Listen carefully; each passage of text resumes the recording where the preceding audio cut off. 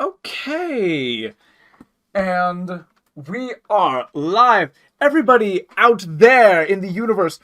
First of all, thank you for hanging in there. It's a little bit of a late start. We are having some, not even technical issues. We're having personnel issues on this end, which means I'm actually just going to take a minute, to put our nameplates up, because that is not a thing. Having two players is not something I had prepared for when we started this stream a couple of weeks ago. So Josh, give me God just dang one it, sec. you're supposed to be prepared for absolutely everything as a DM. Everyone knows that there's no improvisation involved. And no excuses.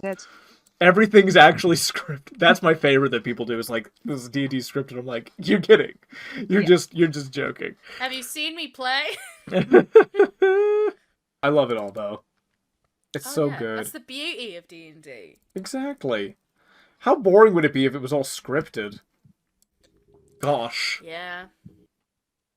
Let's create some D&D magic. Let's create some D&D magic. I completely agree. We are, in fact, set up now. So, without further ado...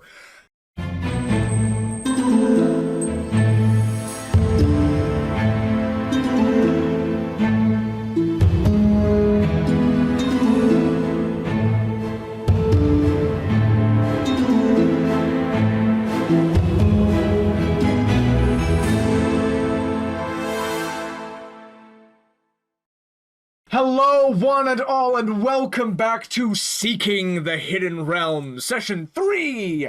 I am your humble GM, Joshua McGregor, he, him, and I am joined by a group of wonderful people. Say hello, wonderful people! Hey. One at a time. You name your pronouns, your character, their pronouns. Daisy. Daisy, she, her. Ravenol, she, her. Fantastic. Carrie. Carrie, they, them. Piuwhgieawrg, he, they. Beautiful. That is the most efficient I have ever done an intro in my life. I don't know what to do with myself, except Well, that is because you're not swarmed with people to manage. It's true. It's not something I'm used to. The last time I played a game with this few players was a home game, which provided the foundation for Saigalia and the campaigns that ended up on stream. So that was really fun. Fantastic. Last time, guys, was a wild ride. Dramatic. It was absolutely incredible. We had the introduction of Ravenol as they sold a regal, shining mother-of-pearl cloth to a black dragonborn simply named Sam, and then teleported into an alley and saw Atlas about to get into a fight with a fire genasi named Ignis and a couple of the dragonborn bodyguards that person had. It looked terrifying coming down, prepared to get into the fight, and then they teleported into a tavern in the heroes' meeting, the Invo-Dome of Tomagod, where these guys were just hanging out, after Dendro had his arm reattached in an incredible, bar fight that occurred. You guys then sat and had a whole montage planning how exactly you were going to steal the spaceship that is the arrow that belonged to Suzie Coin.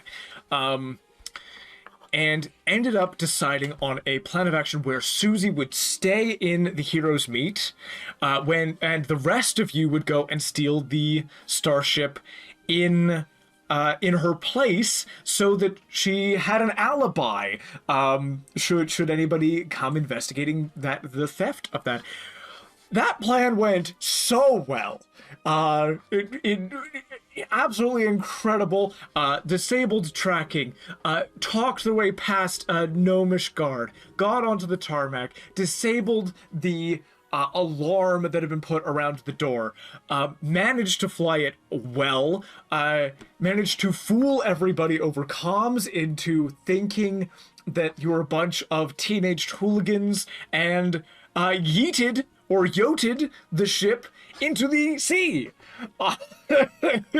to wait for Suzie to join you later in the evening. Last thing that happened last session was that Ravenol felt her time was coming to an end, and a wild magic portal opened that looked exactly like the one through which John disappeared, and Ravenol vanished from view. Which is where we return. Ravenol, can you roll me a d20, please? Could you please? Already? Would you be so kind? 2. 2! It's not a bad one. I could have done with a 0. Fantastic.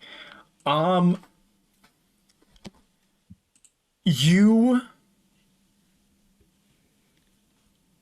find yourself inside of clearly what is the inside of a spaceship.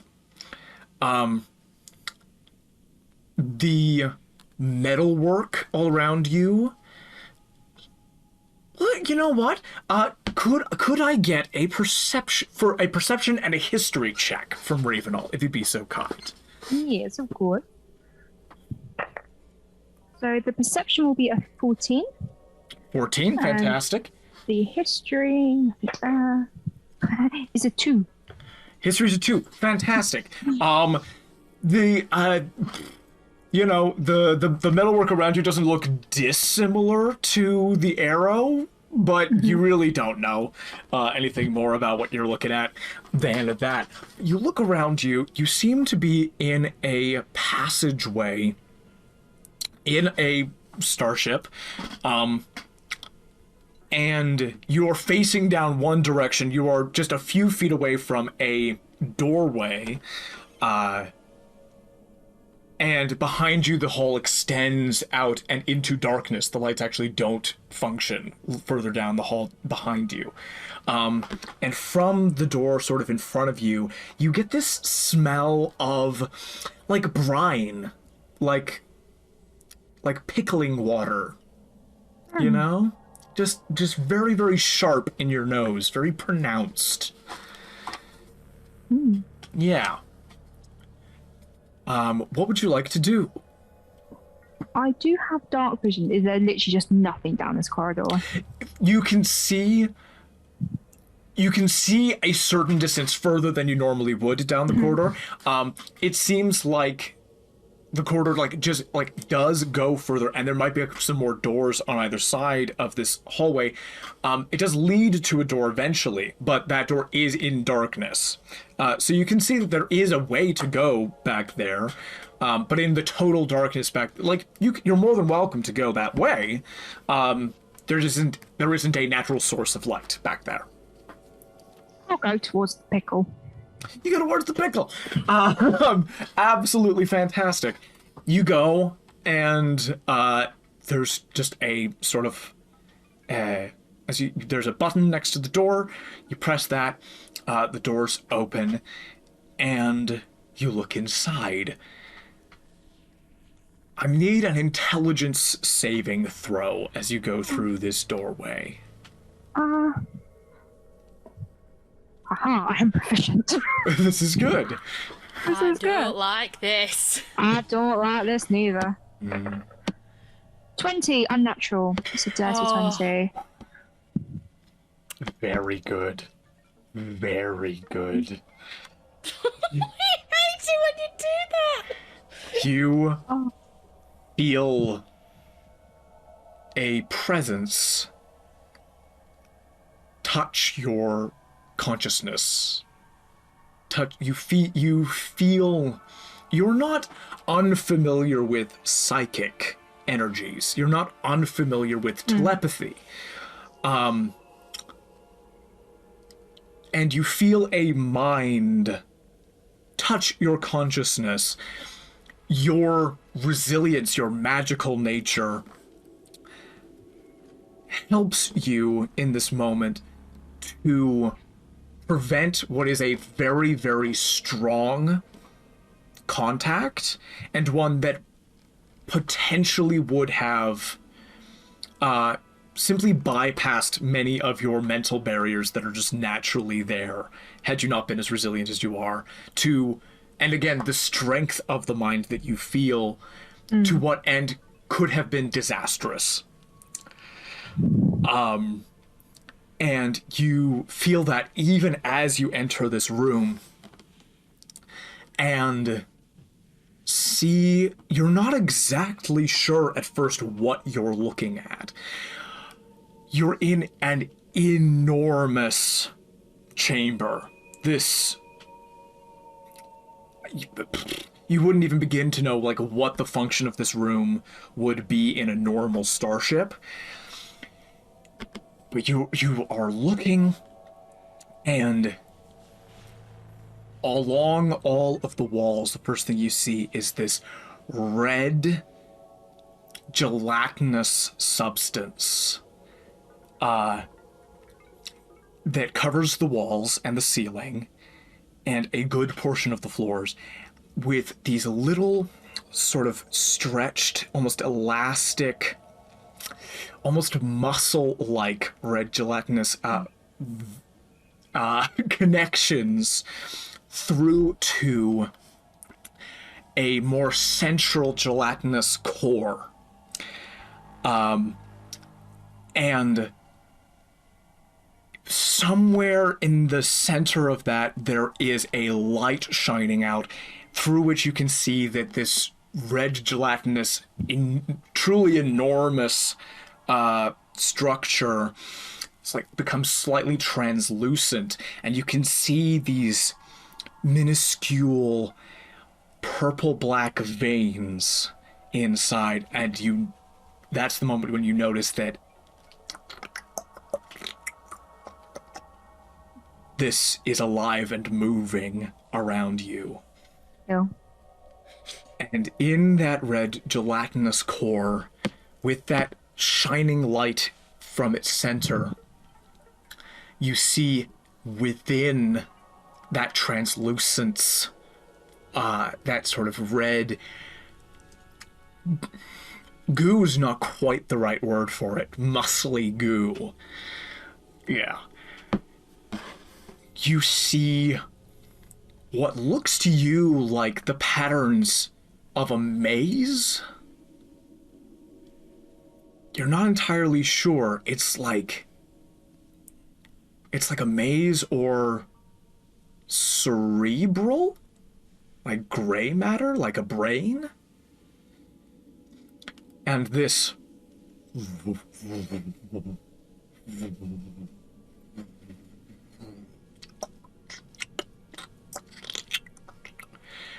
presence lies before you. You are several hundred feet from this core, which looks incredible, 100 feet wide.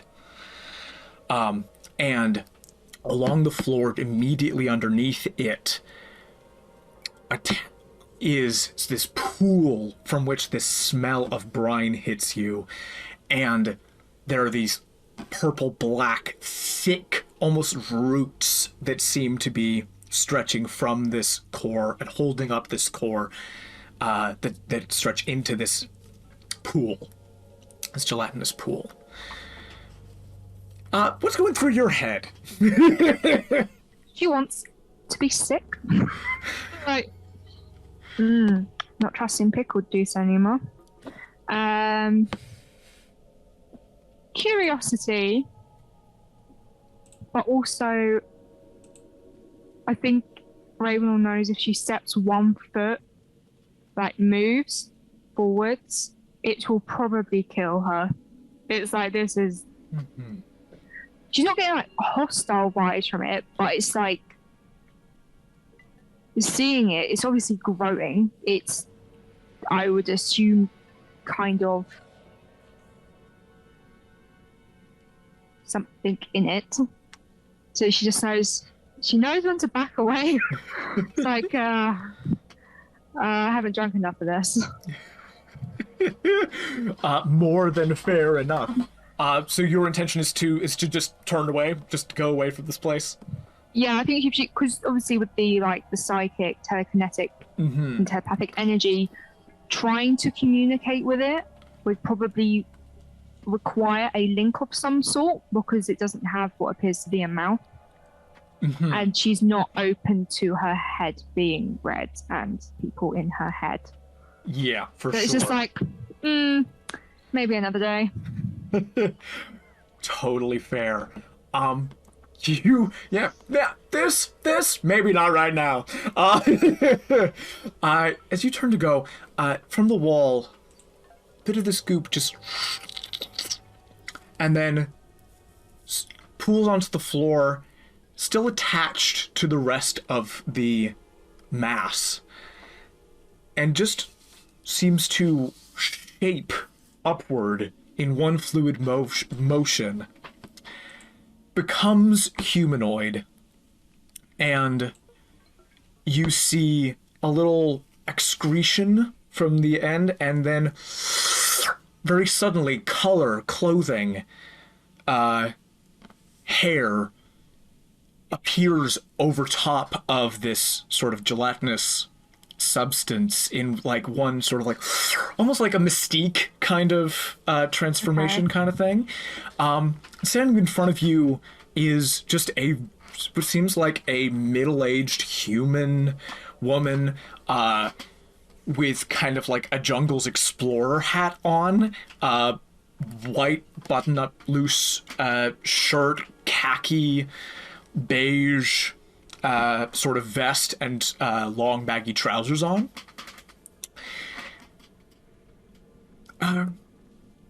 Hello, greetings. It was just gonna be like, kind of her wings kind of like more in a like submissive, I'm not flying away, kind of just like, kind of like, oh god. Hi.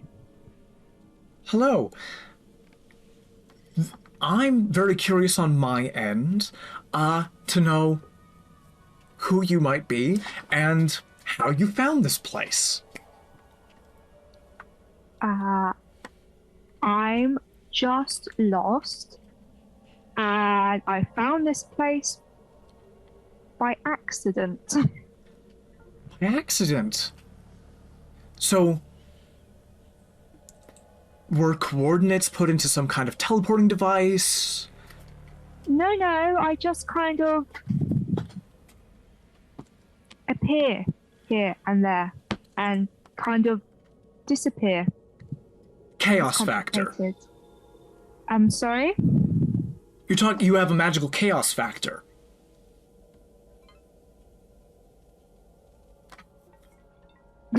But sure, let's go with that. The terminology may be different. You are not entirely in control of the magic that you wield? Yes. Fantastic. All right. I think I understand. Well, first of all, you don't seem harmful, which is fantastic. That's something that we value a great deal.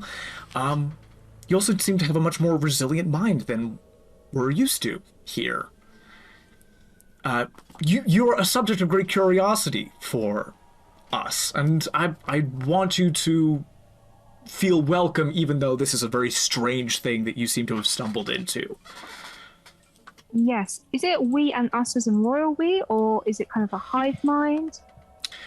Well, I'm not entirely comfortable sharing a huge amount of information for the reason that this place is meant to be hidden, and you could end up anywhere, and anybody could, in theory, get information from you. Yep, you know what? You got a good point. We'll keep it vague. Incredible. That would mean an awful lot to us. Great. Is there anything that you would like assistance with? Yeah, this apparent chaos factor. Do you know? Oh, is that not a willing thing of yours? Is that something you're not comfortable with? Ravenol's just like, because it's so fresh for her, she's like, yeah. It's not that I'm not comfortable with it. It's more the fact that it confuses me, and I would like to be able to control this, please. You would like assistance controlling your chaotic magic. Yes. Fantastic. Would you be welcome to us looking into your mind and reading your experiences with your magic to see if we might be able to help you control it? Can I roll like an insight or perception? Because she's like, You absolutely may roll an insight check. I'm gonna say, you may roll pure insight, or you may roll a straight intelligence check if you'd be either of those, whichever's higher.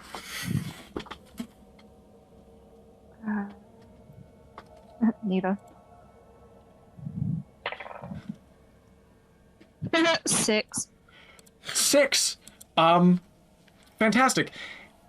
Okay, roll me the intelligence check. Now that you've rolled the insight.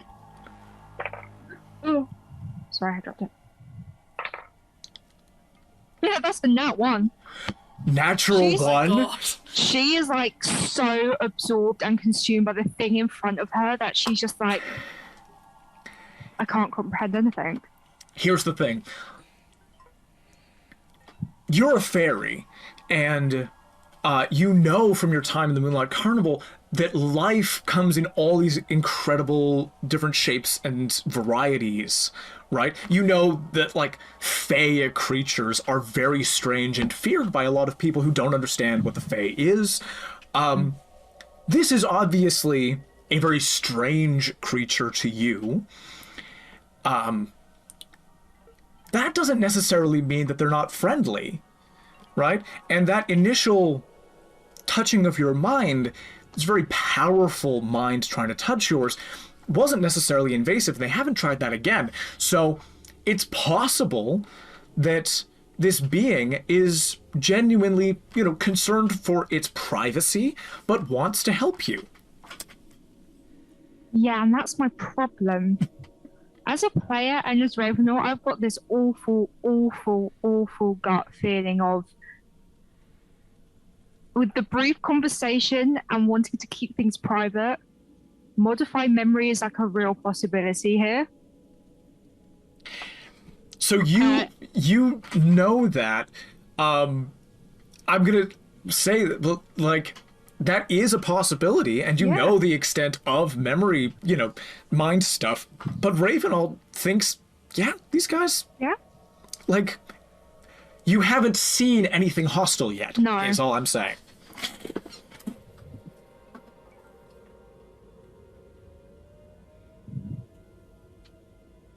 Bad decisions. Bad decisions.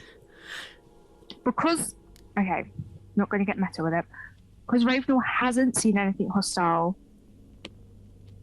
Yes, but I'll give you only 5 seconds. 5 seconds. Fantastic. How do I want to play this? I'm gonna need one more intelligence saving throw from you at this time. It's not literally to resist an effect, but I will take the intelligence saving throw. Let's see what you get. This is an 18. 18 is pretty good. Well, it is. It's not great. Just never like the intonation. This person goes, 5 seconds, that's fantastic. Reaches a hand towards you, and just very, very gently puts a single finger on the side of your head. You feel this rush and are able to understand as this thing touches your head in a very brief instant. This thing reads every memory in your head, every thought that you have ever felt, everything you've ever felt, knows all of the information that you have ever gleaned in your entire life. And you get a sense. With an 18, saving throw. I will let you ascertain either...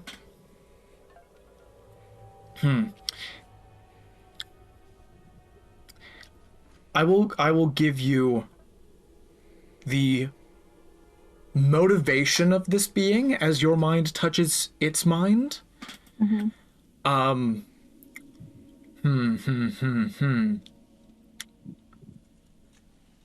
Its motivation, or I will give you a clearer idea of what it is that you're looking at. Motivation. Survival. This thing seems to be motivated pretty much exclusively by a desire to survive. And this touching of your mind doesn't feel hostile, but you feel that need of this thing to survive is going to motivate it to do some stuff. So this, because in this second that it's moving, it's in your head. I'm gonna need a dexterity saving throw from you. Oh, yes. DC is gonna be a solid 15. You're gonna do it with triple disadvantage. So you're gonna roll 3 d20s and take the lowest roll, because this thing is in your mind. My head. Yeah. Oh, this is like a Theron situation. Jesus. And it, even as like the next second passes, your mind, 18 intelligence saving throw, understands this thing doesn't mean you harm. That does not mean that you are not in extreme danger in this moment. So that was a 15. Okay. Because I've got +4, because I'm proficient. That is a 19. Okay. Last roll. Dropped it down. Jesus. I'm using my big one, and it does not like this table. And that is a 17. So that's 15. Holy shit, is what I will say. You pull away from this woman as they take their other hand and try to shove it in your mouth. You are able to duck away. This mental connection breaks. And you are free. You are free of the control, the grasp of this being as it tried to shove its hand in your mouth. What do you do? Run the fuck out of there. Roll initiative! And actually, this is a great moment because we are going to admit Neil into the stream. Oh my god! Bear with everybody who's stream watching. There will be somebody who edits this will have a little cut here. Hey, Neil, welcome. Hello. Hello! Hello. How's it going? All's good. Incredible. Such drama, such intensity, such Intense. OMG-ness. Oh my god. I know, right? My godness. This was not necessarily the plan. We're just following Daisy on a little side thing for a second. Just a quick little side thing. Yeah, just might be attempted murder. And I didn't level up last session, so my hit points are ridiculously low. Yeah. That sounds really What's good. a bit of murder between friends? What's a bit of murder between friends? We're gonna run a very brief encounter, and then we will get to everybody fine. else. So, what did you roll initiative-wise, if I may ask? I forgot to roll. 18. 18 beats a 10. So, you are first to act. You've got this hallway behind you, this woman in front of you. I'm flying down the hallway into the dark. I don't give a shit. You don't give a shit. Go. Yes, what's your speed? 35. 35. You dash? Yeah.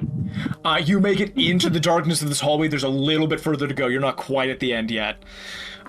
You see 3 paths in front of you. There's a door to your right, door to your left, door in front of you, in the dark as you go. But you're reaching the end of where light hits in this ship.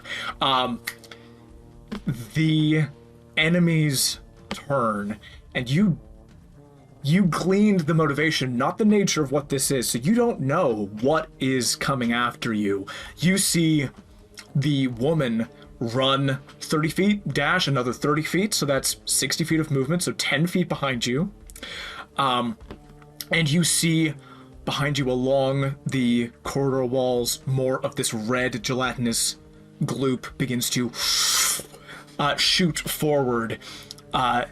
Those move a full 60 feet as well, coming behind you along this corridor. Is not able to reach you at this time. It is your turn. I'm just. How close is that door that's directly in front of me? That's 10 feet. Get in the door and close it behind me. Fantastic. I don't think she even just looks in the room. It's just turn around, close the door. 10 feet object interaction, 5 feet to go through. It'll be your bonus action to close it. You close it, perception check. 5. 5? Fantastic. It's black in this space where you pass. Dark vision's not doing you any good here. Gonna need you to roll a d20. I don't like this anymore.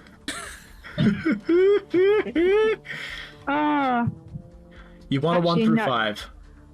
I want 1 through 5. You want... Sorry, let's make it the other way. Let's make it... you want a 15 through 20. Yeah. 15. Oh my god. You feel your time's almost up. Oh, thank God. You feel these particles begin to...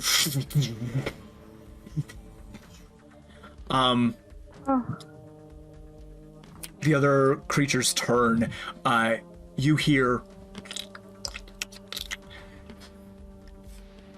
There seems to have been a misunderstanding between us. Please open the door. You hear...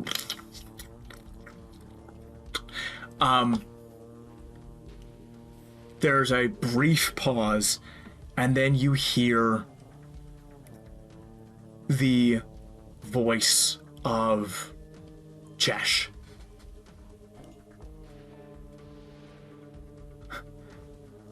Ravenol? Ravenol, help, please! This thing's attacking me, please! Help! It's your turn in initiative.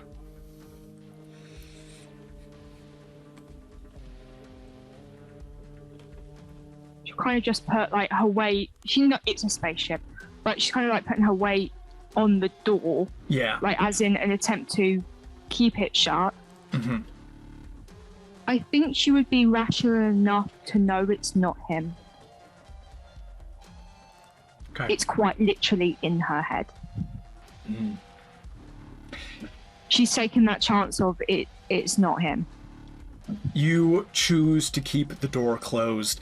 Yeah. The last thing you hear as space takes you are the cries of Chesh calling your name. We cut away from Ravenol and go back in time a couple of minutes. Couple of minutes is all that was. On board the Arrow, you guys are underneath the waves. Piuwhgieawrg, Ro, Dendro, Atlas,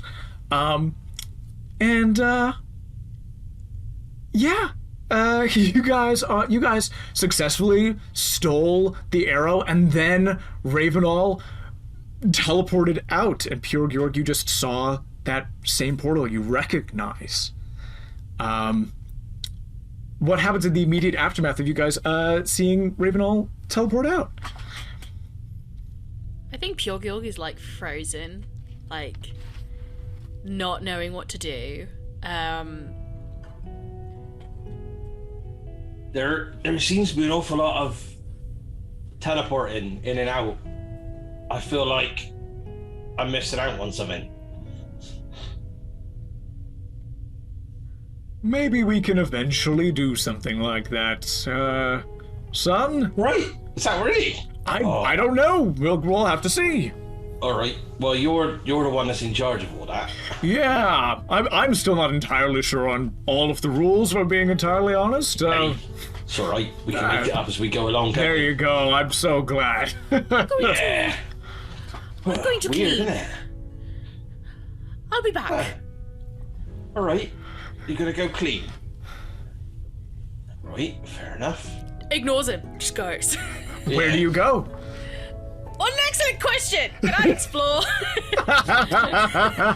Yoga doesn't know where they're going. Absolutely, you may explore.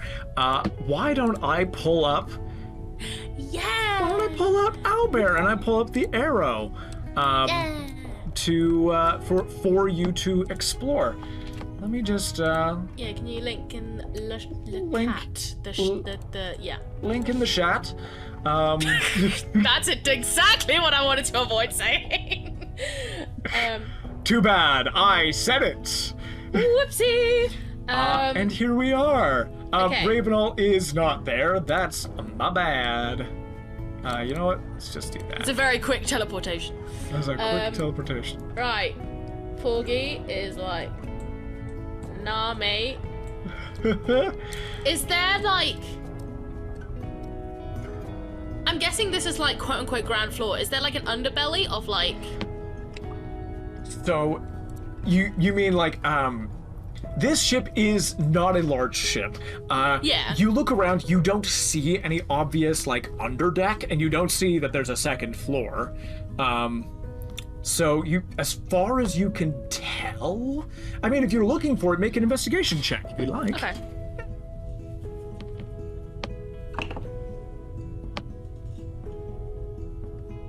That is a 21.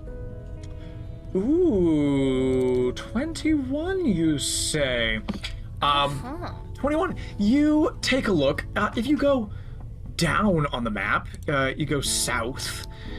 You see in the engineering section, Okay. under a box of tools, there is a little hatch. Cool. Piuwhgieawrg will like open up. I don't think they would travel like too far underneath. I think he just wants to be in a dark room. You go down and you understand that what is down here is essentially like a 2.5 foot, 3 foot space underneath the floors, just between the bottom plating of the ship and the ground that is walked on. And you can see a lot of the machinery, wiring of the ship is down here. And there's enough space for somebody to go on their back on one of those like rollies and do sort of like mechanical work or patch up the ship down here. It's just a very enclosed, warm space where you can hear steam and electricity and various things moving throughout the ship. I think if he's able to, Piuwhgieawrg goes can he go underneath the kitchen? Yeah, go under that living space. So, because I think that's where he thinks it'll be the most comforting and like warmth and everything like that. He goes over there and he kind of like goes on his side and like curls up in fetal position and just starts crying.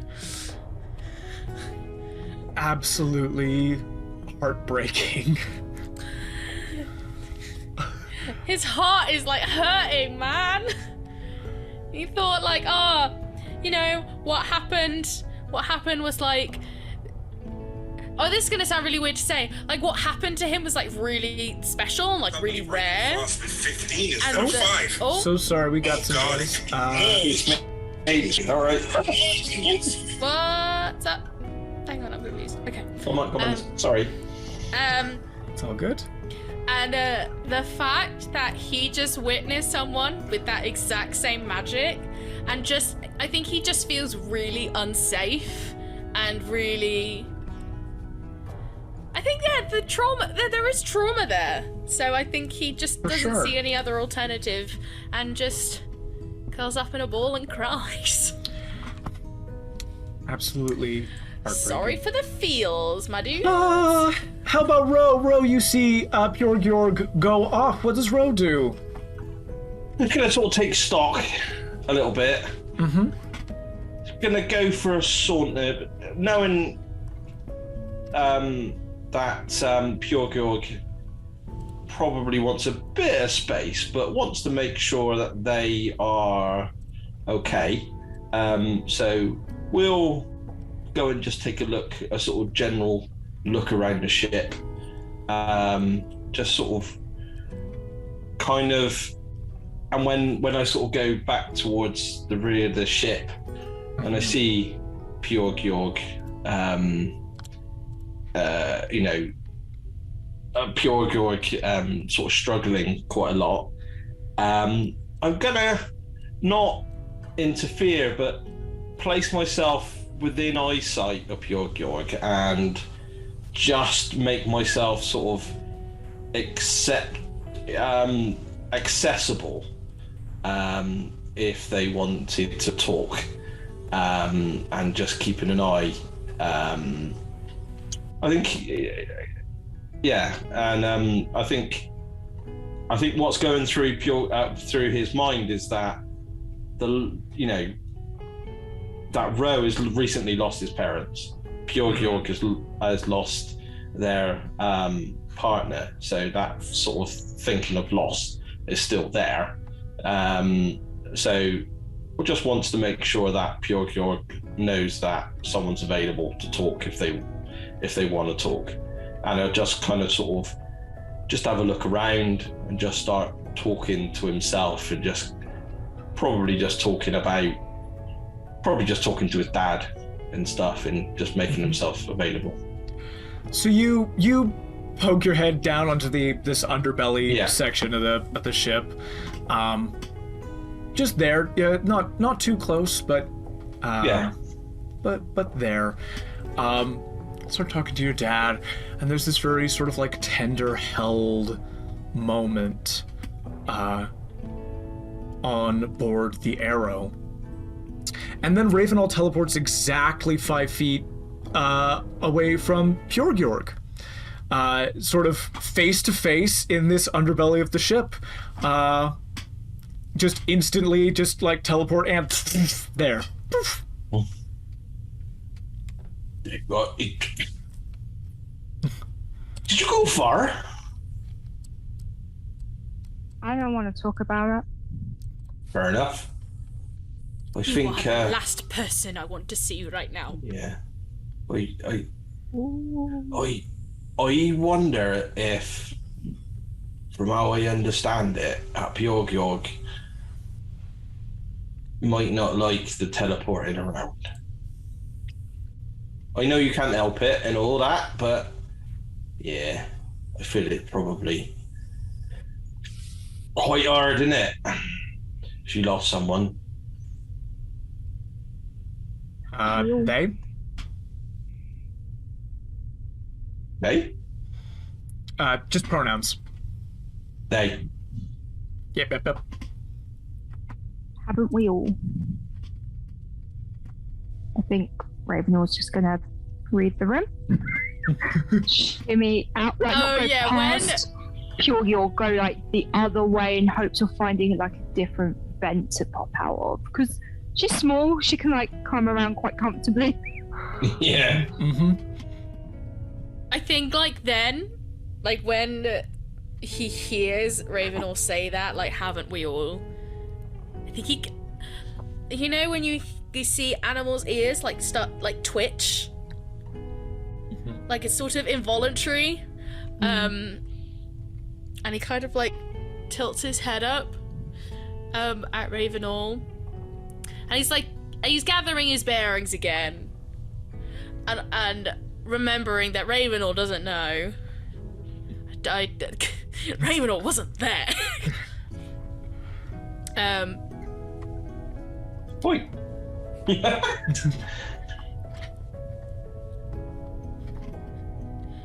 Can you control that? Ravenol kind of like stops like mid like shift, like, and kind of relaxes, like, no.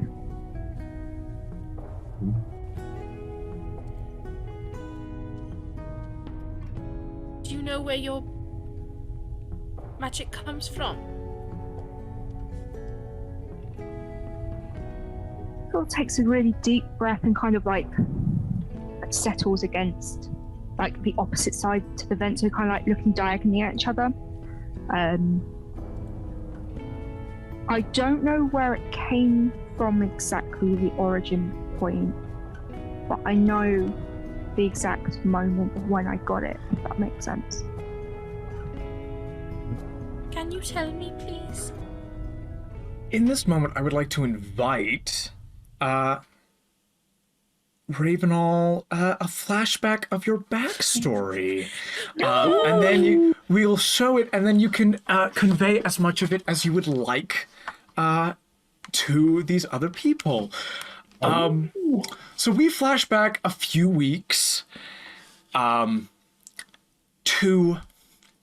the Moonlight Carnival. Currently on Ipia, incredible multicolored magical lights flit and mosey their way between various carts that have and tents that have come out into the most spectacular display of acrobatics, magic, illusions, and just various entertainment to be found anywhere across the Ignaculus galaxy. The Moonlight Carnival, which moves with almost a mystic quality between worlds, shifting between the stars, run by the incredible Madame Arcadia, and peopled with folks from all over the place, especially those of a more magical inclination. Ravenol, you are just finishing up one of your acts. Would you like to describe what exactly it is that you're doing as entertainment for the various gathered people? So one of the acts Ravenel does is escapology. So she would be tied with various ropes, silks, magical padlocks, and put up in the air, and her wings are obviously tied bound as well, so she can't even just fly away. And she would very, showmanship, kind of like, oh, am I going to do it in time? Oh, no. There's a sense of peril with sharp objects kind of floating around her, being controlled by various members of the troupe. And as she finishes up, she uses one of the silks as like an aerial, silk aerialist, and kind of unwraps herself, and then is at the bottom, kind of in a very different garb. She's in the blacks and golds and kind of a flowy chiffon material over like this like leotard. She's barefoot, her hair's a bit messy. Right, she just kind of like finishes with a bow. Woo, bravo, bravo! The crowd's very, very solid applause from the audience. It's a good night. There's a hat out front, and you get a good amount of tips. Lovely jubbly. As you sort of finish up, a goblin who is a part of the carnival, whose name is Tilly. Tilly comes over and goes, "Wow, that was great, Ravenol. That was great. When you get the chance, Madame Arcadia wanted you in her pavilion, Ted. Was wondering if you could meet her there, if that's okay." Yeah. And she kind of just like nods to Tilly, and will just kind of like fly off and kind of swoop around. That's so cool. Okay, bye. You swoop over the heads of various people who have come to see. You see the tents with all of these sort of like incredible scents and colors and sounds of odd audiences. You see the stalls where people are selling like sort of candied apples and all of these things. And you make it to it is It is simple in size, but appropriately grand for the head of the carnival. The pavilion tent, purple, smaller, but almost shaped like a castle in and of itself. You arrive at the front of the tent, the pavilion tent of Madame Arcadia. Kind of just, well, you can't really knock, so I think she just kind of very gently puts her hand through, just kind of sweep around and like gently go, hi. You do hear voices, multiple, from inside. You say hi. The voices not abruptly, but do come to a close, and you hear the voice of Madame Arcadia herself.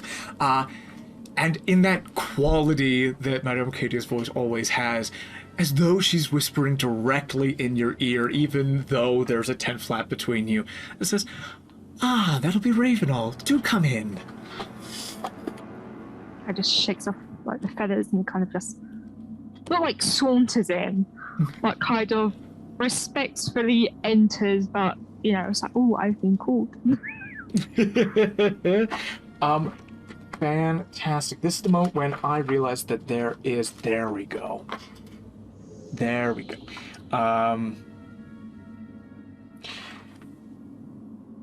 So, you come in and you see Madame Arcadia sat behind her sort of desk that she always sat behind. This Air Genasi woman with this sort of a constant billowing of her clothes and hair, and this sort of like wisp of various different scents that kind of circle her. That sort of mystic, magical quality that she has. Genasi woman, no hair, but this like gorgeous billowing purple, sort of multi-layered silk dress with trouser legs that she wears for mobility. Barefoot, and these exquisite sort of like violet eyes. Looks at you, as you come in. You are all family, and she is the loving mother to everybody. So she is a very warm greeting. And standing before her desk is the person that she was speaking to, a 6'11", 7 foot tall satyr gentleman with very elaborate buffalo horns coming out of his head. Dark fur, lighter on the chest and on the underside of the legs and underside of the arms, but sort of dark to black fur, and red markings going down his face and in various sort of occulty looking symbols along his arms and chest. And he looks at you and has this enormous grin on his face. And there is a wild kind of look in his eyes, a glass of wine in his hands that's very, very dark red. And looks at you, and you swear you see the flicker of some color wriggle like a worm from his pupil behind his sort of sclera, behind the color of his eye. And when he speaks, it almost seems like multiple people are speaking at the same time. Just that sort of quality of an overriding voice, but that there's a little bit of playfulness, like he's choosing which voice of a few in his repertory that he speaks with. And he sort of grins and looks at you and goes, "Well, hello there. How wonderful to see you. Another member of this exquisite carnival. My name," and he bows a little bit, "is Hellebore." And he takes a long drink, and the wine sort of trickles down his fur on his chin and his neck. Ravenol will kind of That is a massive height difference. It's huge. Will hover to meet his eye, so she'll kind of have her wings at like quite near to full wingspan. Not as like as an intimidation, but kind of like a don't. Just don't. But extends her hand. Prefers the other hand. You see there are 6 fingers on this hand. Takes yours, massive hand around your smaller one, very, very delicately lands a very, very gentle kiss on the end of your hand. It's like, thanks. Madam Arcadia, this gentleman's a long-time friend of the carnival. Hellebor is native to Ipia. There is some business which Hellebor needs to conduct with somebody off-world, and we are his first point of call. I knew that you finished your set before Chesh did, and I was hoping that you could invite Chesh to come and meet this gentleman. There's a certain need for their specific talents. If we are to be expedient in connecting this gentleman with whom he wishes to connect with, there is strength in friendship, and there is a strength in the carnival. And you hear this very, very slight whisper, just so you can hear it, even though you're quite close to Hellebor. It's this little whisper of, very dangerous to be alone with this man.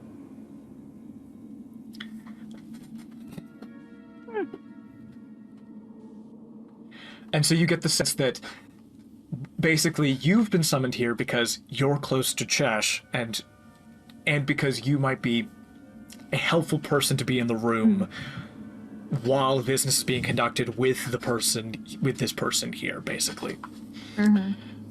So there's a reason that Tilly isn't going to get Chesh, essentially.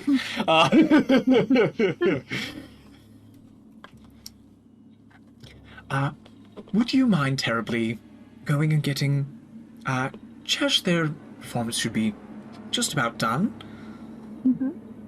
That would be incredible. Thank you very much. Little whisper. I'm not in danger, no worries. However, might be good to let some people know in case this turns into something. Ravenol will kind of like respectfully nod, look back between Madame Arcadia, Hellebore, and kind of swoop. Goodbye. 6 fingers twiddle as you go. You swoop out. What does Chesh do? Chesh is a bard. There you go. He is entertainment. I think when I was thinking about him, more of like an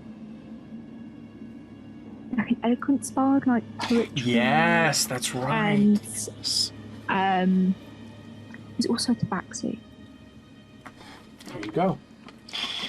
With like off the inspiration of Alice in Wonderland, but the new one, so he's grey, like silver tabby, but with like ultraviolet blue eyes. And yeah, he's quite tall. He's 6 foot, wears very nice clothes, very presentable all the time.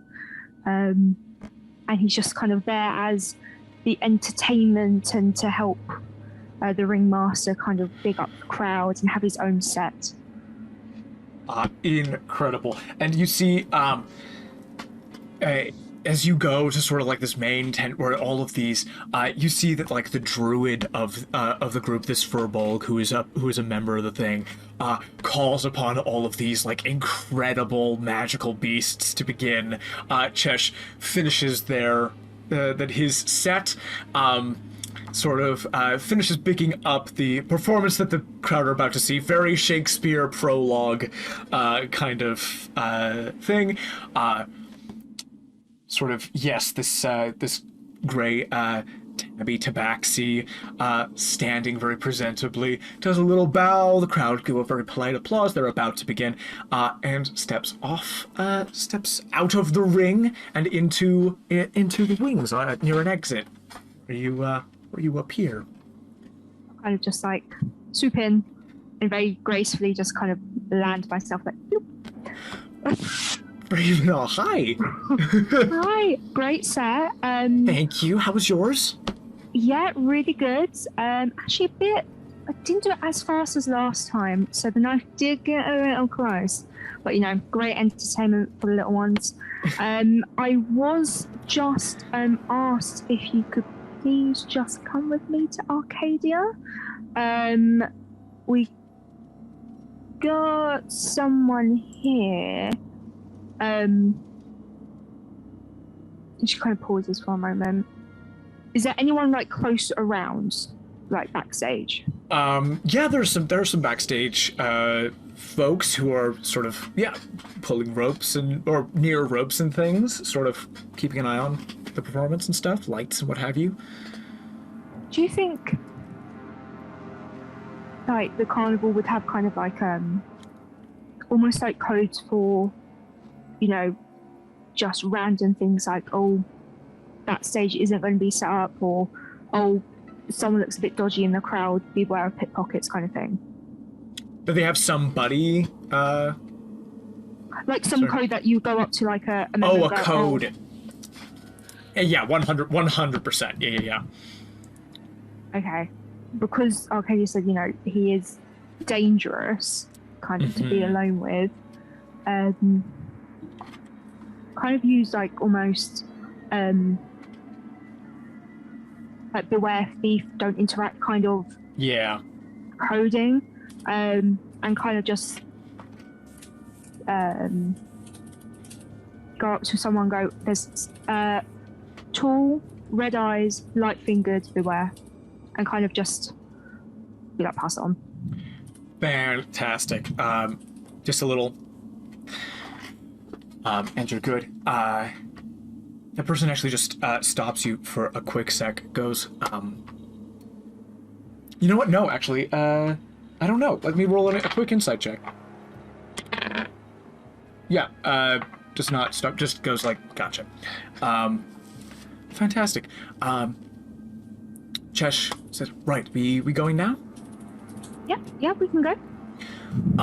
Behind him, you see approaching, seems to be like an audience member, a Warforged appears, and sort of goes, hello, Chesh? I very much enjoyed your performance and would like a quick word. She sort of goes, oh, thank you very much. That means an awful lot. I'm very proud of my work. I would love to stay and talk. I've actually just got this one thing I've got to go and do. Why don't you stay and watch the show, and I'm more than happy to talk to you afterwards. Report goes, I am afraid it is quite an urgent matter. Looks at you, kind of not quite sure what to do here. I think Ravenol's a bit like, think suspicious. Suspicious? More the fact it's like, well, someone's in Madame Arcadia's tent, and now I've got a Watchful in front of me that needs Chesh. You look suspicious. Chesh is looking at you to sort of like direct what to do here. And so it's like you, Chesh, and then this Warforge. This Warforge closes the distance very quickly to Chesh, and you see over his shoulders a spark of green light appears in this Warforged eyes, grabs Chesh's wrist, yanks him around, and you hear this very deep voice, not the same voice you just heard come out of this Warforged mouth. Chaos factor detected. Amplifying and hits open palmed into Chesh's chest. And there's a burst of wild magic. The tent around you seems to billow and lift off of the ground, and there's like a whirring sound. You're not quite sure what it is. There's a red mist that seems to appear, geometric shapes in the mist. You're not quite sure exactly what is going on, but what do you try to do in this moment? Try and push the Warforged, like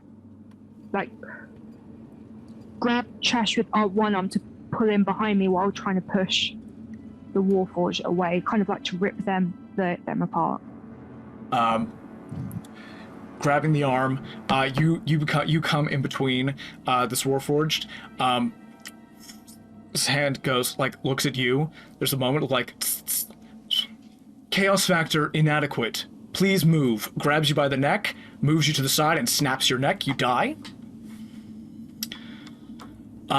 You fall to the ground, limp. You just hear like a chest. No! Open the gate. Find the cradle. Find Brina. Portals begin to open. You feel this magic. You're still conscious. You take in a breath you don't need.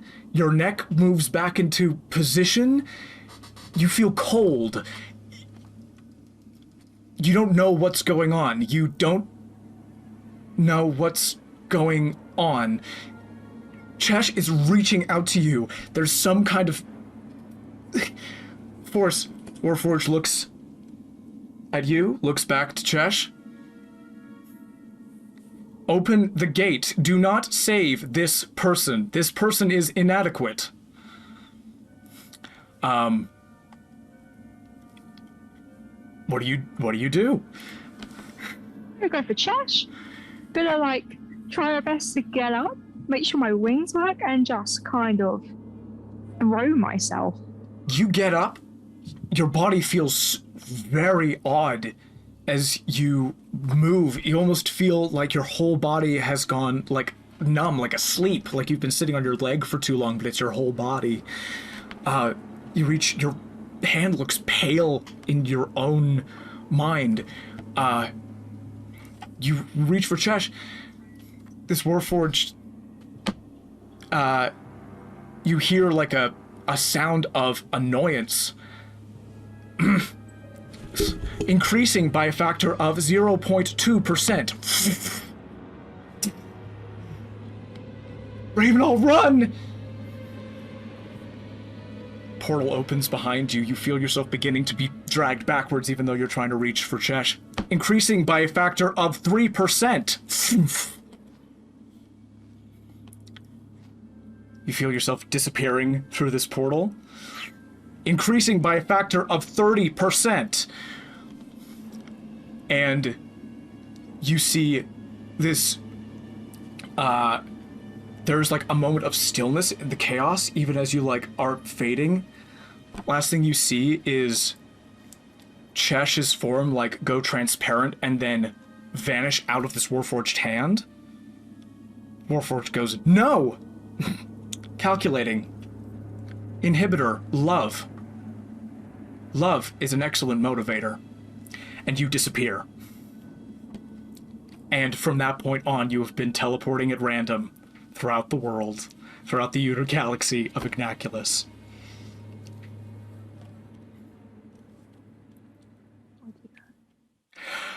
How much of that do you want to share? As we return to the present moment.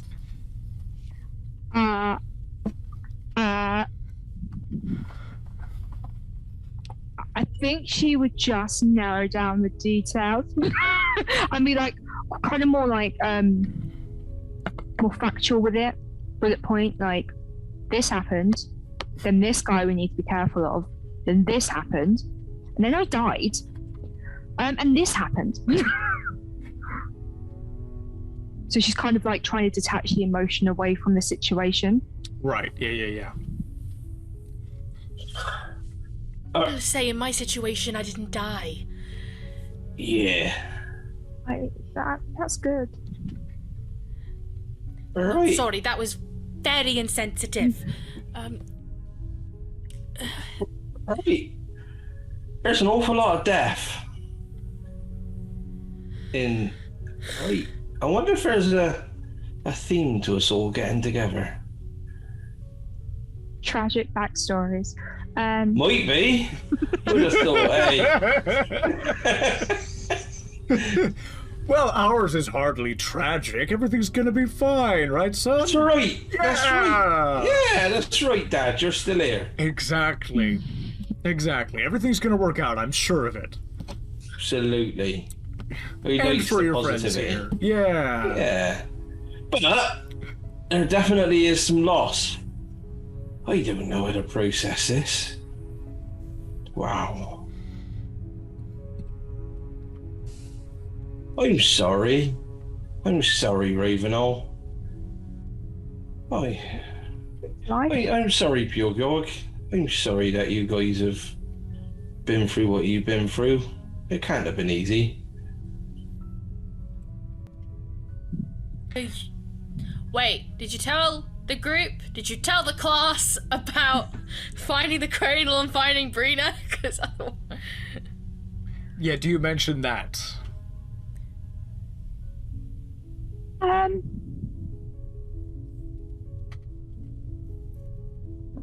don't think I will. I knew you were going to say that. Doesn't That's trust, fine. like, she's just opened up, like, I'm technically dead. Yeah. And she doesn't know what that means yet. So I think, later on she might bring it up. But at this moment, it's like, I've just given you enough. I can't mentally go back and put myself back there to give you extra details because it's too hard. Makes sense. Yeah. Makes total sense. So I'm just going to clarify whether these specific details were mentioned. Was the name Hellebore mentioned? Yes, so everything about him. Everything about him. Warforged mentioned that they were trying to open a gate. I will say open a gate. They're trying to open a gate. The Warforged mentioned. Did the green eyes detail get mentioned? Yes. Okay. So everything minus what the Warforged said after that and about love and stuff. So everything up to the point I died gets fully mentioned. Okay. I love the cinematic parallels. Love being an excellent motivator and love being an excellent inhibitor. Oh my god! Anyway, I see what you did there, you little shit. Thank you. Okay. You say it. What did the Warforged look like to you?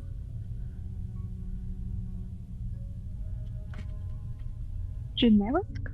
Warforged do have a sort of they were created by the Edificer Titans 700 years ago as part of the God War, 750 years ago as part of the God War. There is a uniformity to most Warforged. Okay. The major sort of like differences being like you can tell when a Warforged was made by a different Edificer Titan, basically. Okay. So there are sort of like 6-7 variations of the same kind artistic of license. Artistic license, yeah. But a uniformity. So this Warforged looked like. Give me a history check to see if you would know how to describe the difference between different models, basically, of Warforged. Do you have like a Picasso one? There's And then a classic one. And a... Picasso, Van Gogh. I would love that. There's the Warforged 10, there's the Warforged XR, there's the Warforged Galaxy S10. Yeah. Yes. And there's one with a large head, but you get a pen attached to it. There's one where there's an entire mini keyboard, Yeah. but only if you turn it sideways. There's the Warberry. Warberry. I'm so not sorry. No, please don't. That was good. Wait, did you want me to roll as well? No, because I know you wouldn't know this. That's fine. No, it was just my stepdad delivered me tea, and I wasn't sure. That's fair. Hello, stepdad. Oh, he's gone now, but I'll pass it on. Yes. That is an 11. An 11. You don't really know the differences between different Warforged, so it's one of those things where Warforged are a sentient race, and each one is different and have their own names. They have their own personalities. Sometimes they have distinguishing features that they put on themselves. They paint themselves. They put on armor or clothes, whatever. This one seemed baseline. Did not have any distinguishing marks on it. That's what you know. So you don't really know what model. And for the record, Piuwhgieawrg was the same for the model that you saw. No Cool. distinguishing features. That's how they took my John away too. That's why I'm here. I'm trying to find him. You have cut off for me. Yeah, I couldn't quite hear that last bit, I'm afraid. God damn it. Oh, there we go. You're back. I just have to talk louder, which I just don't do. Do you think they're looking for something or someone? If they're both... I'm presuming you mentioned about Chaos Factor. Cool. Well, if they're looking for a Chaos Factor, maybe they're trying to channel the energy into something? Harvest it? I didn't hear that. What did you say? Harvest it? Yes. Maybe. Maybe they're trying to... Like with sugar, right? It came from a plant, then they grinded it into like a fine grain, like processed into a tiny little grain to be made into tea. Yes. Maybe that's what they want to do with chaos. Grind it into... Grind it into two. Sorry, you're doing that so beautifully, and my iPad decides to do an acrobatics check. that was remarkable. So you probably just saw the living room, so yeah. Hi, so Daisy's sorry. living room! Oh, bless. Good. But no, Ro, not tea, but something that they can harness the energy into something. Like... maybe, like, a weapon. Oh. Well, I mean, why would... But then again, I don't know if this happened for you, Ravenol, but for me, they wanted me to find something. And that was how I would find John. What? I know I joke that I'm on like a random adventure, but there is this kind of sort of overbearing feeling I'm being pushed in a direction, which. So I wonder if there's that common theme. And if it's being done by your Warforged,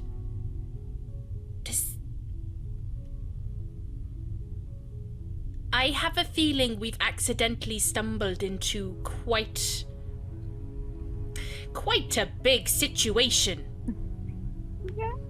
You're right, and you might be right. Who would have thought? Oh, John, why did you have to be so kind?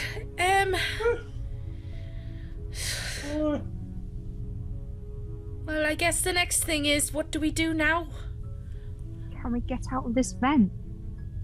Don't we? Yes, I do feel my back is starting to cramp a bit. Let's get out. That might not be a bad idea. And I think we might want to go pick up the rest of the crew. And with that intention to get out of the vent and go pick up the crew, let's take 10 minutes, shall we? Oh, bio break. Thank you, everybody, for watching. Stay tuned. 10 minutes from now, sort of 5 to 10, we'll be back. Yes. Peace out. Goodbye. And we're back. Here we are. You guys emerge from the bowels of the arrow and return to your compatriots. Dendro and Atlas are up here, who, been playing around with the controls of the ships, making sure that everything is ship shape, as it were. 2 pieces of information for you as you come up to this level of the ship. Dendro, on his wrist pad, has basically received a communication from Suzie, who's managed to get a hold of some way to send a message to that wrist pad, basically saying that her meeting with Nyasa is going to go ahead, but you shouldn't expect her until the morning. And the other piece of information that Alice shares with everybody as you guys come up is that you seem to be running a little bit low on fuel in the ship. There's a little meter that shows how much fuel you've got, and there are 10 ticks. You're on 2 of 10. You were on 3 at the beginning of this venture, and because you have the ship on and because you're under the water, you are running through fuel. So you have 2 units of 10 left in the tank at this time. So I'm just letting you know that'll last you for a while. But we're expecting Suzie back in the morning. Yes. And what time is it now? Yeah. So we'll say, sort of time having gone by, sort of stories recounted stuff, we'll say it's 10 at night. Okay. I wonder if we should bed down for the night and maybe turn as much off as we possibly can. I have no idea how to refuel this thing. I don't think we have the accessibility to more fuel anyway. That's a good point. This may sound like a dumb question. Can we see outside? You can't see outside unless you have sensors. The ship has sensors in order to tell what is outside of the ship. But Okay. you have to if you want to see visually what's outside, you have to open the cargo door. Porgy fancies a swim. I'm kidding. Can we Oh. redirect? Put all the lights and oxygen in one room to save fuel? Yeah, you guys go ahead and Well, I was thinking, could we go to a place that's fairly shallow, like deep enough that if people looked over, you couldn't see the ship, but shallow enough that we're not deep underwater, that we have to try and survive until morning. It sounds like a good idea. I have no idea. We could try it, couldn't we? I have no idea how we'd be able to find a place like that. In an ideal utopian world, that would be great. I'm mostly just really glad that we got here and we're still alive, to be honest. And I don't really know how that happened. With power, luck, and imagination.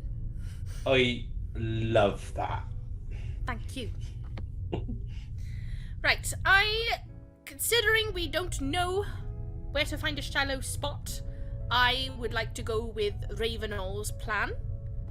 And may I suggest the kitchen? That's a good idea. I'm reckoning it might be cold, so let's grab like as many blankets if we can find some blankets and things like that, because that might not be a bad idea. Well, if you guys want to get set up, I can try and redirect, 'cause I don't technically need to breathe. Oh, don't you? What? Is that a fairy thing? She's dead. Oh yeah. Undead. Fit in. Oh yeah. Hey, you're still with So- us. We appreciate having you here. I'm sorry. Very bad choice of words. I won't do that again. I'll try not to. Anyway. It's okay. Oh, But yes, yeah. I technically haven't really tried it. When you but- said that you died, I just assumed that you like came back to life. I didn't think that you'd actually was like a zombie. Yeah, but technically undead. Was dead, not Alright. dead. In between worlds. What's that like then? Cold. Do electric blankets not even work? No, not really. And I it's guess circulation is part of the problem. yeah, and I kind of miss a heartbeat. Oh yeah. Hmm. That makes Something sense. you wouldn't think you miss. Huh. Who would have thought, eh? Hmm. Wow. What a ragtag bunch we are. Yeah. There you go. Right. I am going to make us some dinner. Hi. Fantastic. So here are some things. Can I get from Ravenol and Ro investigation checks to do the various bits that you want to do? And Piuwhgieawrg, I don't know if we've talked about this, but you definitely, well, do you think you have like chef's utensils? I do. Hang on. Let me triple check. Because I have cook's utensils. sorry, cook's utensils. 100%, and you've got proficiency with those for sure. Because of your backstory, even if you don't have it, let's just say you do. So could I get a this will be, I guess, dexterity based chef's utensils check. So you add your dexterity and Proficiency. proficiency to that. Yeah. And then investigation checks from you two. That is a 17 from me. 17. And Josh, it is the thing. It's I the will be making thing. it the thing. Nothing. Incredible. In a second, I will ask you to describe the thing. What did you guys get? I got a 10. 10. Fantastic. I got an 11. 11. Fantastic. You guys discover that turning off the life support actually does turn off life support for the entire ship, so you do need to keep that on. But various bits like lights and things, you do find a way to turn off those bits. The others seem to think, you know, your dad in your head sort of goes like, right, yeah. And as far as I could tell from sort of, you know, when I was telling you what to do doing the ship, that should, one more unit of fuel should basically last you until the early hours of the morning, yeah. Alright, that makes sense. Yeah. My dad says that he reckons that that one unit of on that dial there will last us to the morning. So, Dad, on a different point, Sure. I never remember you talking about flying a ship before. So, That's one of those, that's one of those crazy things. I'm gonna roll a quick charisma-based check of some description. With advantage, because Ro is clueless. yes. Well, it Yes. will be opposed by an insight check from Ro, if you'd be so kind.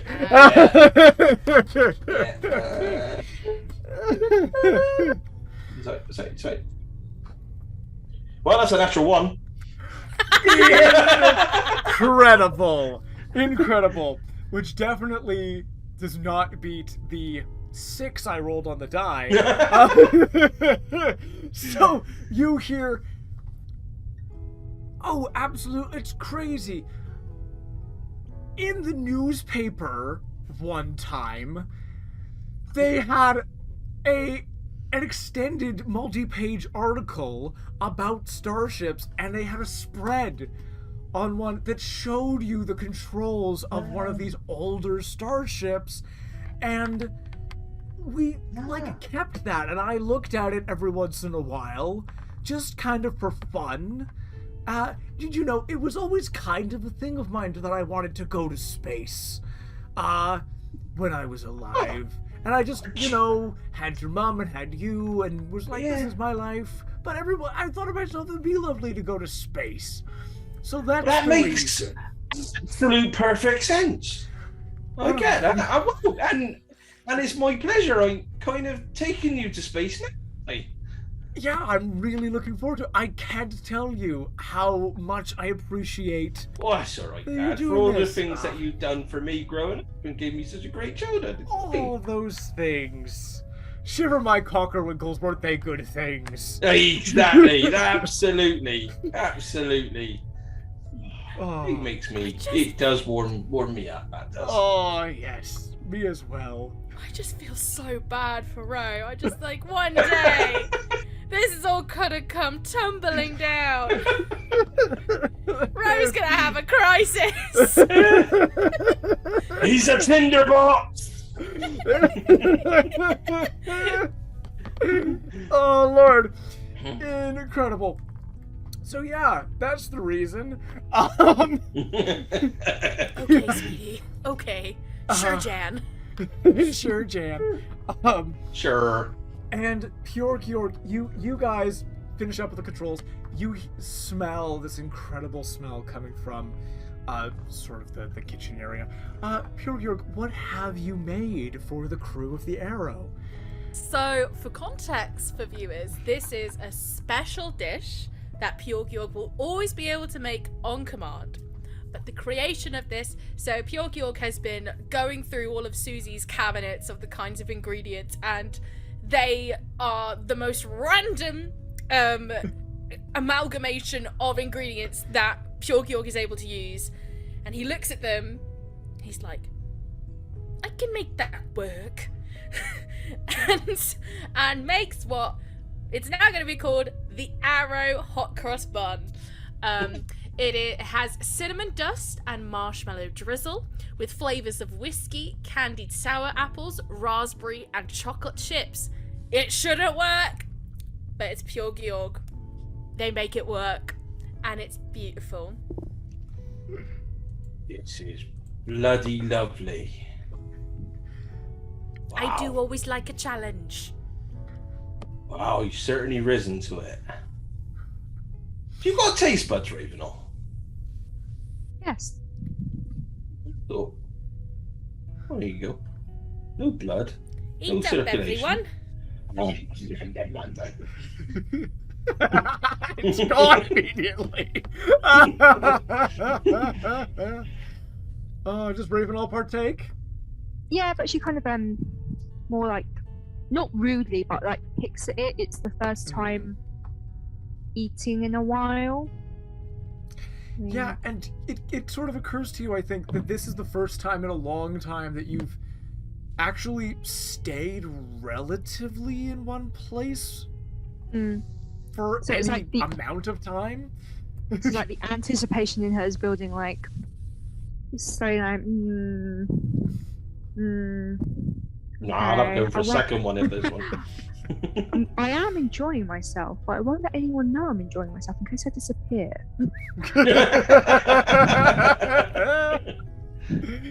Oh, amazing.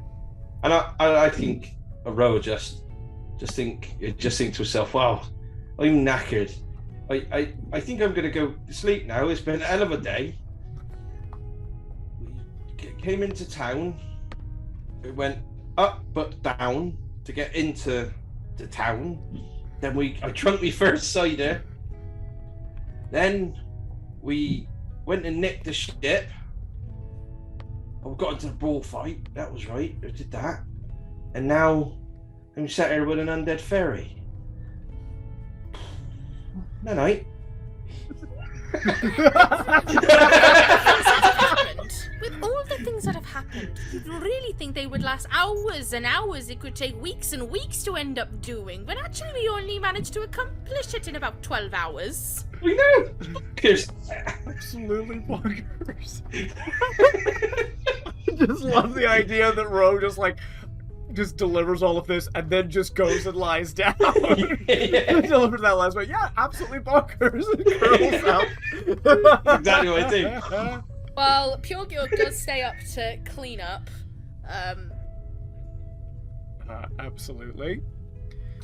I don't know what Ravenol and everybody else is doing. What's Ravenol up to? I think she'll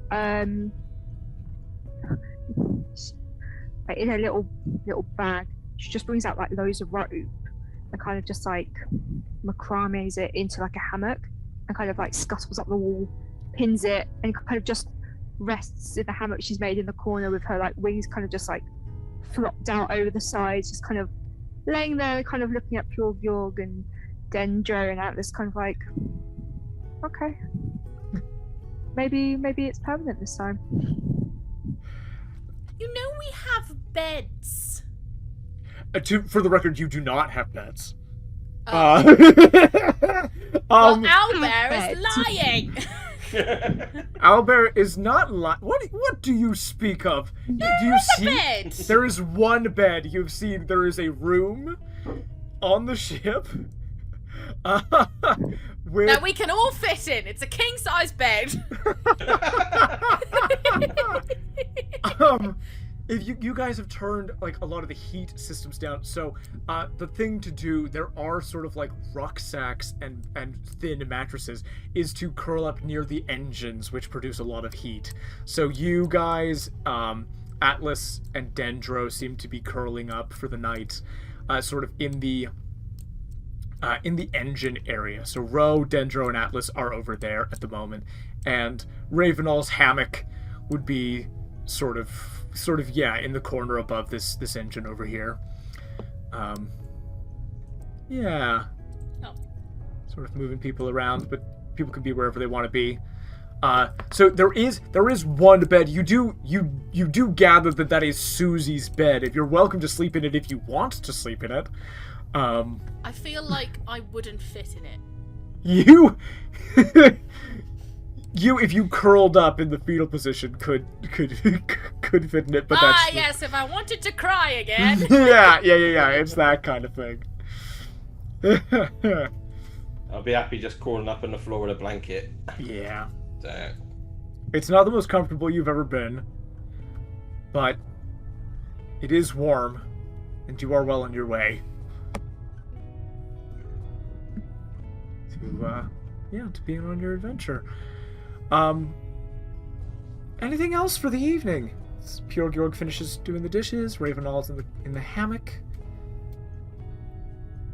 I don't trust this. I'm asking if you want to take that nice long rest, baby. Okay. Level up. Oh, okay. Just go to sleep. For those at home, the leveling up with the partial XP system is that when you take a long rest, that is when the XP kicks in and you level up. Well, I don't level up anyway. Piuwhgieawrg so far is the only person who's not due to level up, since Ravenol did get experience from surviving her strange encounter with a strange creature. Even though I'm probably the only person who should level up out of everyone because I'm such a pathetic little bean. Everybody's level 1. I have 6 hit points, Josh. 6 hit points. Sorcerer. I'm not gonna tell you. You have quests that you could fulfill if you would like to level up. Yes, just before I go to sleep. I cast shield. Actually, also, I feel like I should comprehend some languages as well. Now go full MMO and just find just find the all the rats on the ship and just 1 XP, 1 XP, 1 XP. There are actually no rats on this ship. Oh, Yeah, it's quite clean in that way. There are no varmints. No vermins. burnings. Is now you've got me thinking. Now, I didn't take your castings earlier as serious because if you are serious, we will run that properly. I thought when I was like role playing all of my cantrips that counted. The cantrips, absolutely. Yeah. Those count. Yeah. Like just now with the shield and the comprehend languages. Would you like to Oh. cast those before you go to sleep? Do I need to do something specific with the comprehend languages? Let me just Because I wasn't sure if it was like I want to understand French. No, you understand all languages. I believe it's all languages. Yeah. Maybe I'm trying to read something like okay, yes, I'm gonna shoehorn in this. I see Dendro is trying to write a message to someone. And Yes. And I'm like, oh, I wish I could understand it. And then suddenly, all of like the words like start to jumble, and then they sort of start to form in Kagresh. And suddenly I'm like, oh, this is cool. This is you casting your first level spell of the campaign. Fantastic. You understand the literal meaning of what you see on the wrist pad, which is helpful. You see, Dendro's going to sleep. This is fully bullywug, the wrist pad. But you comprehend, and it translates into Kagrish in your mind. And you see that Dendro has sent off a message to Suzie on that same wrist pad that just says, running low on fuel, help, question mark. And just waiting for a reply, basically. I'm on that casting, can I get you to roll a d20 if you'd be so kind? Yes, Josh! On a 1, something will happen. Oh no, it's a 4. That's okay. For the next time you cast a first level spell, it will be either a 1 or a 2. Can I? Hang on. Maybe it's just better if I just read my spell. Rather than just forcing you to give me information. That's okay. I can look up the spell as well. Well, I was thinking with shield, as I literally just appears in. Okay. Yeah. So it says shield, like, and protects me. Yeah. If it goes around the ship, it protects me. You mean the ship's shields? Yes. The ship's shields are being generated by the engine. So like. But what if, in order to save fuel, I was like, I could cast shield around the whole ship, so then we wouldn't waste as much fuel. Yeah. Do you want to give that a go? Yes. Roll me an Arcana check to try to use this spell in this way. Oh no. Actually, no, that's not too bad. That is a 13. 13. So, very much like Violet from The Incredibles trying to put a shield around an airplane, you try to create a shield that doesn't go just around you, but around the whole ship. And you create like a bubble, like a sphere in your hands, as this magic manifests in front of you, and it looks like a bubble. It looks like it's got that sheen to it, like a soap bubble. No, it's actually literally like a water bubble. Like you blow like, through those little like things, and it's like woo, and it's all like rainbow and exactly. My God, and you've got that in your hand. It is around this big, and it won't go around the ship. Oh, dang. But you have cast it in a way that's it's not really meant to be cast. You poke it and you can feel that there's like resistance, like you can't get to the center, and it's very cool. That is a casting of another first level or higher spell. Can I get another d20 roll from you if you'd be so kind? Yes. 1 or a 2. Something wild will happen. Oh no, it's a 10. Oh, so boring. Next time, a 1, 2, or a 3. We'll do it. So you've marked off those spell slots. Mm-hmm. how many more spells until you've cast all the spells that you know? I've literally cast all my spells now. I believe that fulfills one of your personal quests. Yeah, it does. I love trying to blank my way into getting experience. Absolutely, that's what experience systems are for. That grants you 2 experience points. Cast every spell on your list, which means that you are going to go to 11 out of 10 experience, which means when you take a long rest, you will, in fact, go to level 2. Oh, we love this. And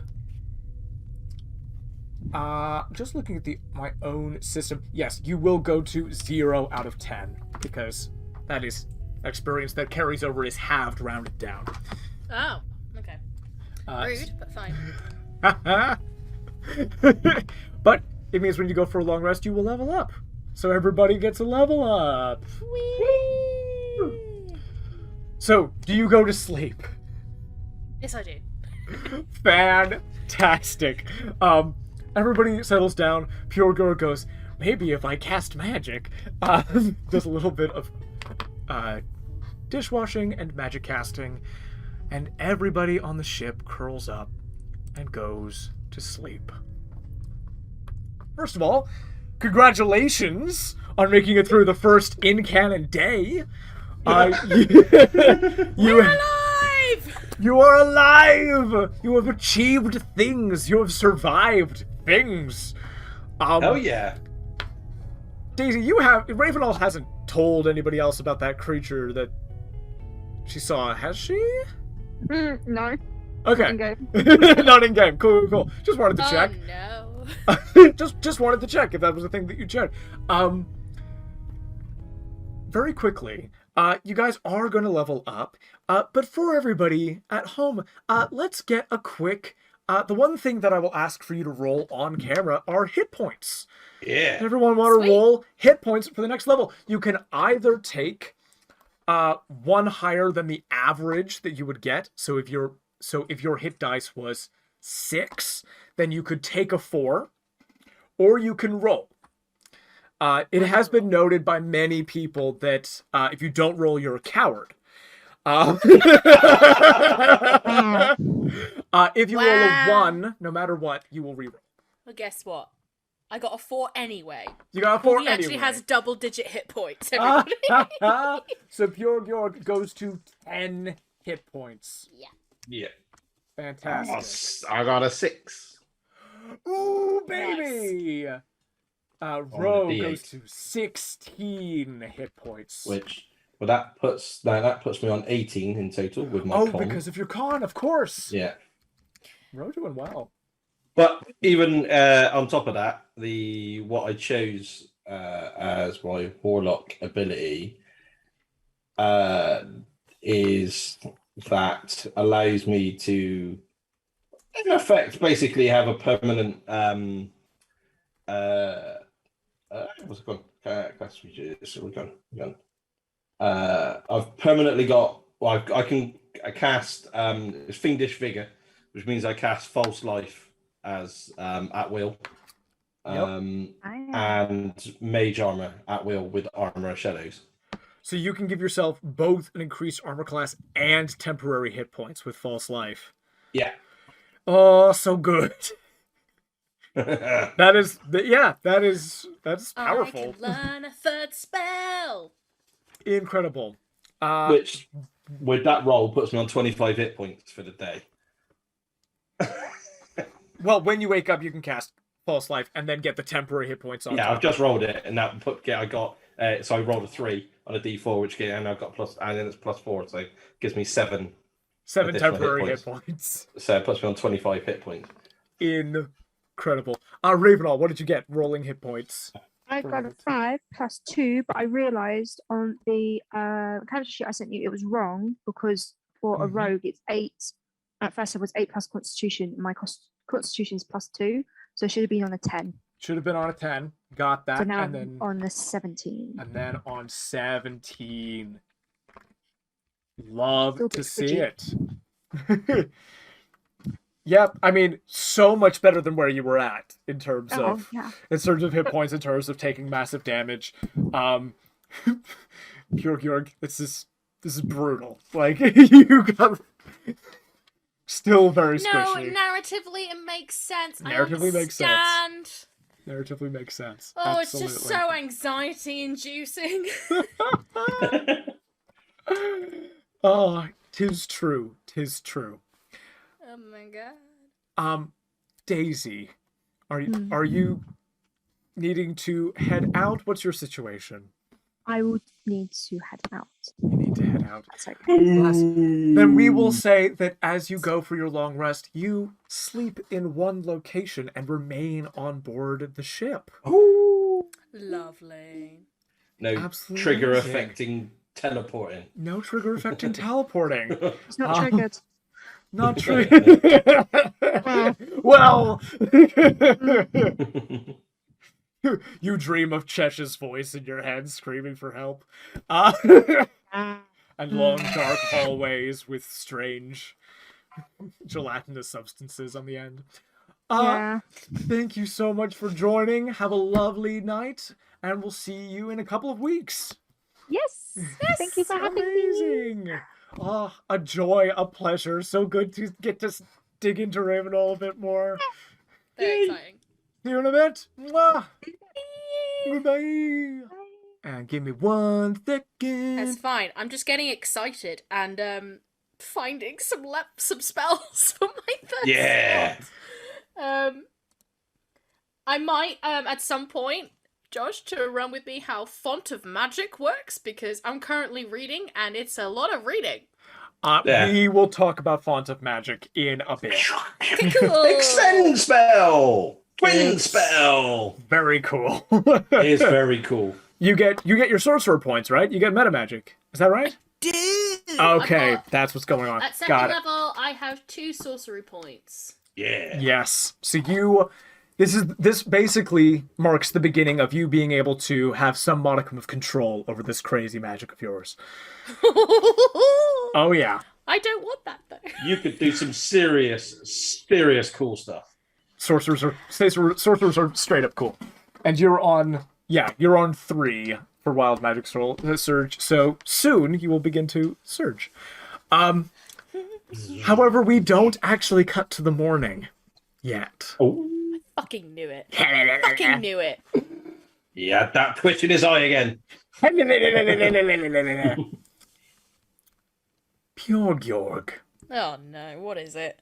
Oh, You no. go to sleep, and having just cast some magic, starting to feel maybe a little bit more how cool this is. You can create a barrier, you can create a bubble, you can understand languages, you can make pastries. Maybe this isn't all so bad.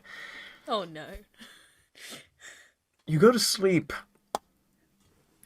and have this awareness that you have been dreaming for some time, and then sort of come into a lucid state while you are dreaming. So you become fully aware of yourself, you become aware of your surroundings, and know that you are asleep. You know that you are in a dream state. And you look around you. You are standing at a crossroad between 8 paths. And there's a signpost in front of you with sort of written in Cagrish, sort of with a different signpost pointing in each of these 8 directions. And you're standing sort of in this weird point where it's kind of like, it's just sort of a circle that leads off in 8 directions. And you look, and you just see these paths just kind of continue off. The details of the surroundings aren't terribly clear. When you think about it, it sort of becomes fields and greenery and trees, but nothing specific. What would you like to do? What do the signs say? I'll tell you exactly what the signs say. The signs pointing in these 8 directions read: luck, nature, lightning, invention, pain, ocean, tyranny, and tactics. And the little symbol next to them seems to be some kind of associated symbol. First one is some kind of polyhedron. You're not quite sure. One of them seems to be waves. One of them seems to be a lightning bolt. Etc. Can I roll something? Well, actually, 2 questions. Yes, of course. Firstly, do I need to roll to know if I'm dreaming or not? You don't need to roll. You know you're dreaming. I know I'm dreaming. Yeah. Okay. Second question. I would like to know if I would know what this means. I will tell you sorry. You want to know what one of the signs means, or do you want to know what specifically you want to know what it means? I would like to know. Okay, yeah, here's what I want to know. I want to know if when I go down one of these paths. Yeah. Like, what's the purpose of these paths? Because I know I'm dreaming. Yeah. But I want to know specifically why I'm being made to do this and what it could possibly lead to. Does that make sense? Yeah, of course. Go ahead and roll an insight check. Do I? And I have advantage. Not advantage. Proficiency. Proficiency. There you go. If you want advantage, you can give yourself advantage. I will give myself advantage because that was a really low So roll. that is your Tides of Chaos ability It that's was. giving you your advantage in this moment. Yeah. Ah, yeah, that's better. That's a 15. 15. What was the first roll? It was a 4. It's a 4. Well, no, technically it would have been a 9 because I rolled a 4. Cool. So you sort of, on a 9, you look around, you're conscious and you're aware, and you sort of know, right, it's a dream, and in the dream I go down one of these paths. That kind of seems to be the logic of it. Then there's this resource that you tap into, and you feel, again, that butterfly feeling in your stomach of that core of magic that you tap into when you cast your spells, and you call on that, and a new sort of understanding of what's happening seems to come into your mind. That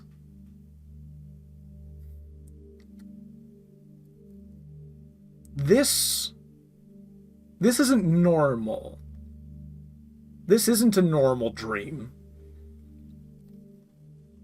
And you sort of feel that the place you're at, this crossroads of places, isn't necessarily... You get this feeling, it's like, okay, dreams are kind of chaotic, and you're processing all this stuff, and the details you pull on are sort of random most of the time.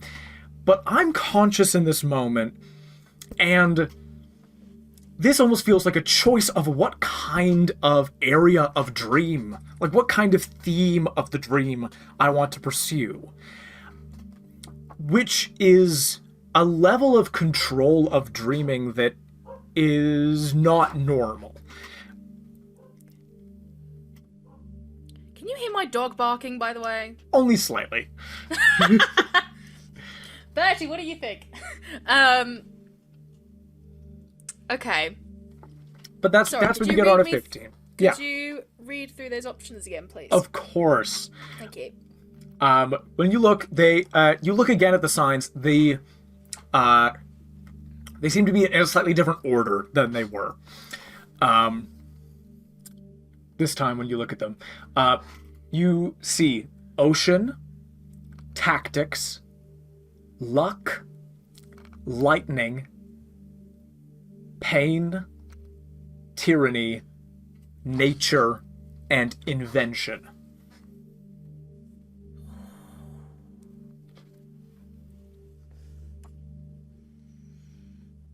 I'm torn.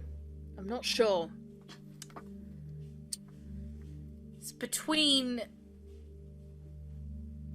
If I was really honest, I'm torn between nature and lightning. Carrie's gonna flip a coin. Here you go. It's lightning! I'm going down lightning. So you set down the path? You set down this path, and within a few steps, the landscape has changed. You didn't notice when it changed. It's that weird dreamlike thing where it's just different now, and all around you are sort of like these enormous craggy rocks, and the land seems to like rise up into mountains around you, and lightning splits the sky above you. And you feel that like thunderous reverberation in your bones in this area. It's quite dark, but as sort of like an ambience, but very well lit because there's always lightning flashing in the sky above you. And far, far above, one of the mountains moves and turns its head towards you and lifts the hammer from its shoulder. Is Chris Hemsworth gonna make a cameo? Oh, there! Booms lightning voice, and the lightning flashes across a full bearded Viking-esque face, wild, windswept, wet hair in sort of strands across it, and electric blue and yellow eyes as this figure leans down and regards you. Who is this? Who comes from the waking lands into Isgard?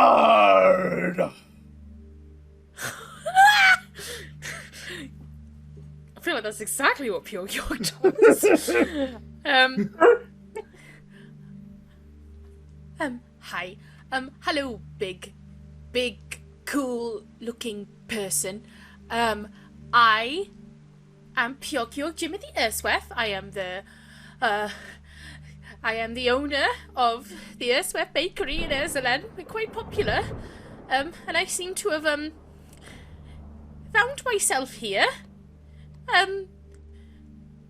What, can you enlighten me as to what exactly this is? You mean to tell me you enter the lands of Cord the Thunderer without knowing where you are? Yes. Ah, ha, ha! Destroys a mountain with his hammer. The pieces go flying. What did that mountain ever do to you?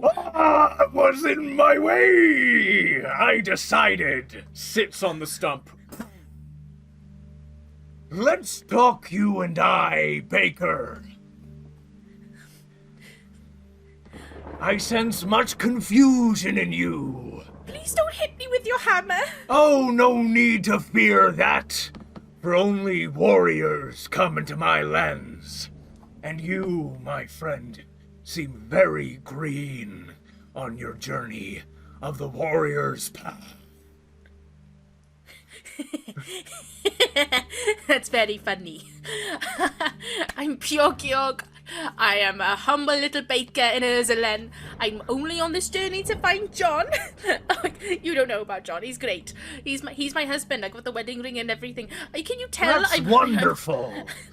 Can you tell? I don't know what is going on right now. Calm yourself, and you feel the reverberations like resonate through your body and kind of slow your heartbeat. Okay, I'm going to shut up now? Because I really would like you to just monologue at me for a little bit. You're in luck! There's nothing I enjoy more than the sound of me own voice, except for the sound of me hammer! Hits the sky, and, the sky, cracks under his hammer, and the cracks are lightning that sort of, spread across the sky. Ah! Ye be in the presence of a god! Me name's Cord the Thunderer. For a long time, I was a bit of a local fella, you see.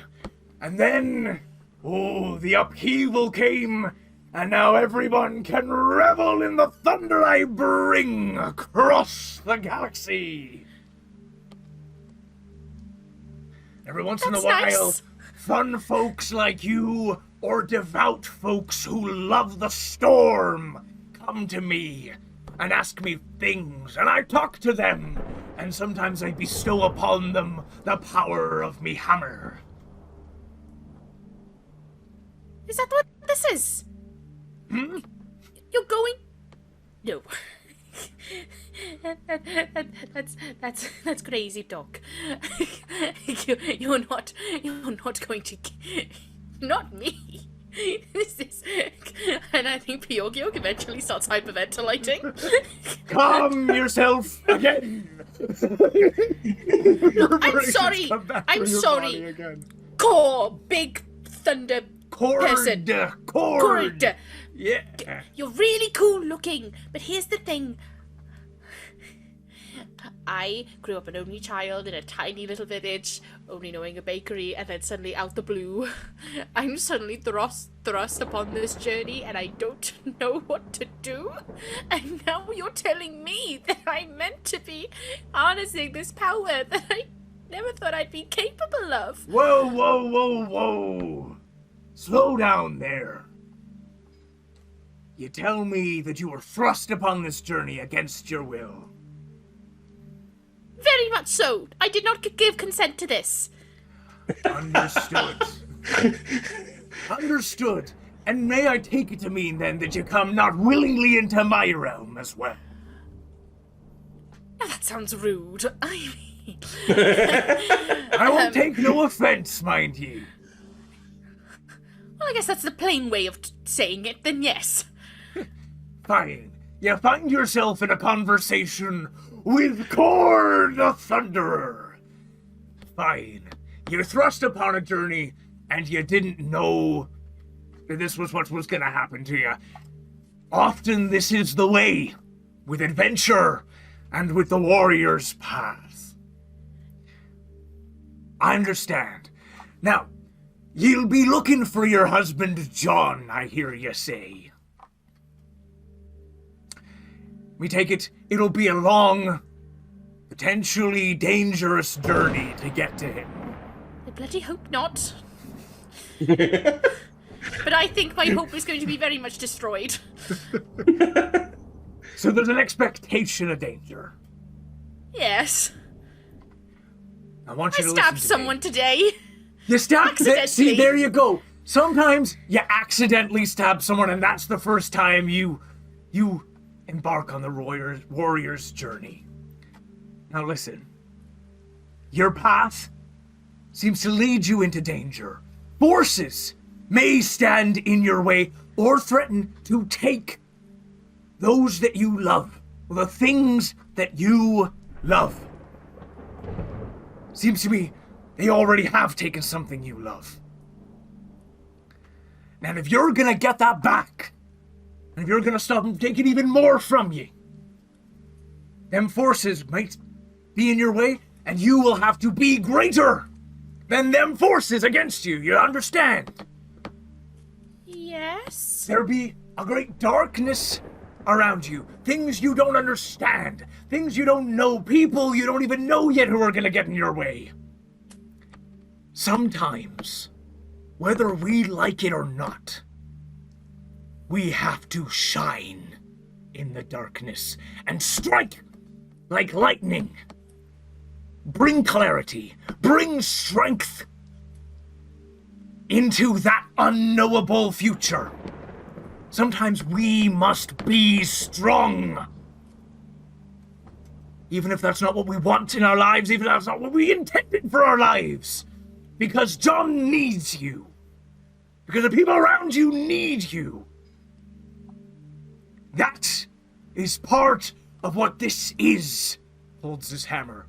That is part of what this is. Lightning illuminates the landscape around you. Now, I tell you, it doesn't matter why you have power. It doesn't matter why you're here in the presence of Cord the Thunderer. Would you like to shine? If that means getting John back, then yes.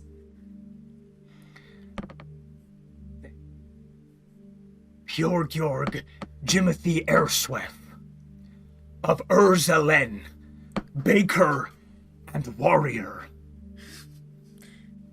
I impart upon you a small portion of my strength.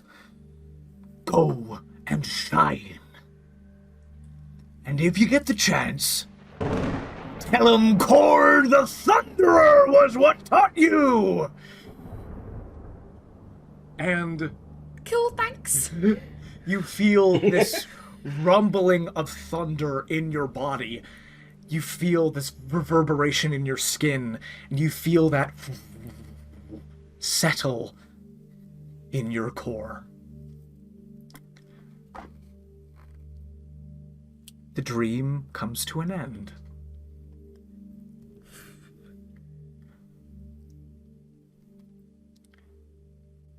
You are aware that dreams pass you by after this, but none of them stick in your memory. You are no longer lucid. Morning comes! And you both all awaken on the Arrow bright and early. Although it's difficult to tell because, again, you're underwater in the confines of a spaceship. Yep. But the wristpad seems to say 8 in the morning. Not, well, early. 6. I would say 6. You guys wake up at 6?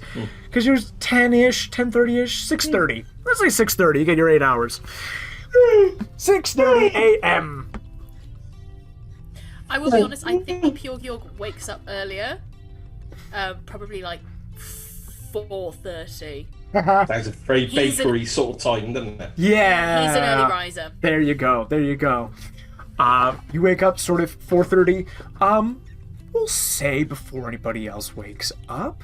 And you feel a little bit stronger. You feel not only the increase to level 2, but you also learn the Thunderwave spell. Oh, that's cool. So Wait, what level is that? that is a first level spell.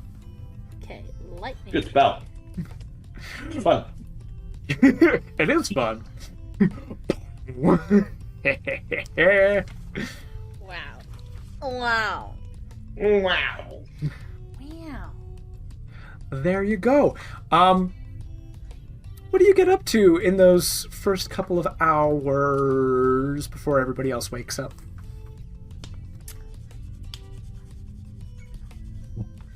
I think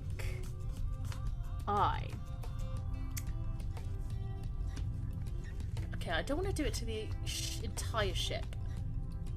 Can I see if there's anything on, like, fairly, like a small appliance that is electric? Yes, there are tools and things used to repair the ship and what have you, yeah. Is there a kettle? 100% there's a kettle. Yeah, Cool. I would like to try and channel my lightning wave to turn on this kettle.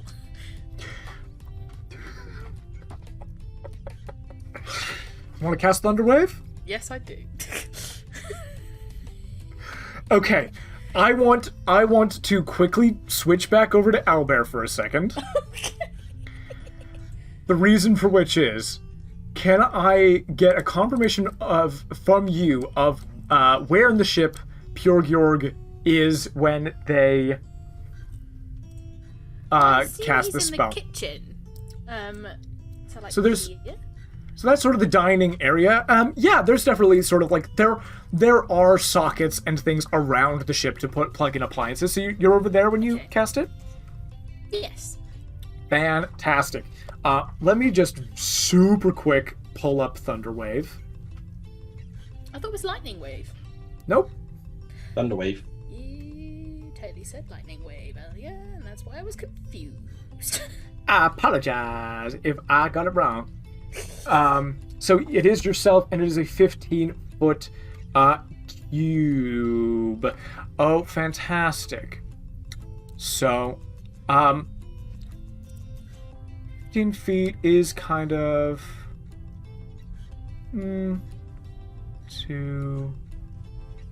That's 10. That's 15. That's not great. Let me just swap the color out and the opacity. So you basically have a cube this big. What direction do you throw that cube in?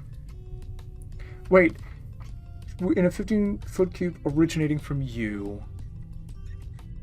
They're like, oh, I can't move it. No, you can draw a new one though. Do you want to go ahead and use the sort of pointer tool, which is the drop one on the down menu, to sort of give you an idea of where you're aiming? Which one? Sorry. It looks like a drop. So there's a hand, clip, a cloud. Probably like here.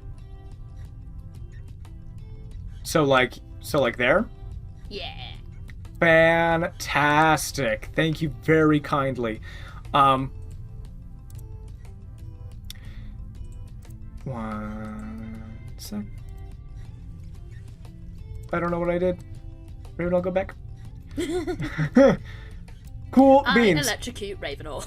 No, you go to cast this to use lightning to charge this kettle, and resounding from you is this incredibly loud, thunderous, like thunderclap of sound that completely and utterly splinters and dismantles the table and chairs of the dining area and shreds that carpet to nothingness.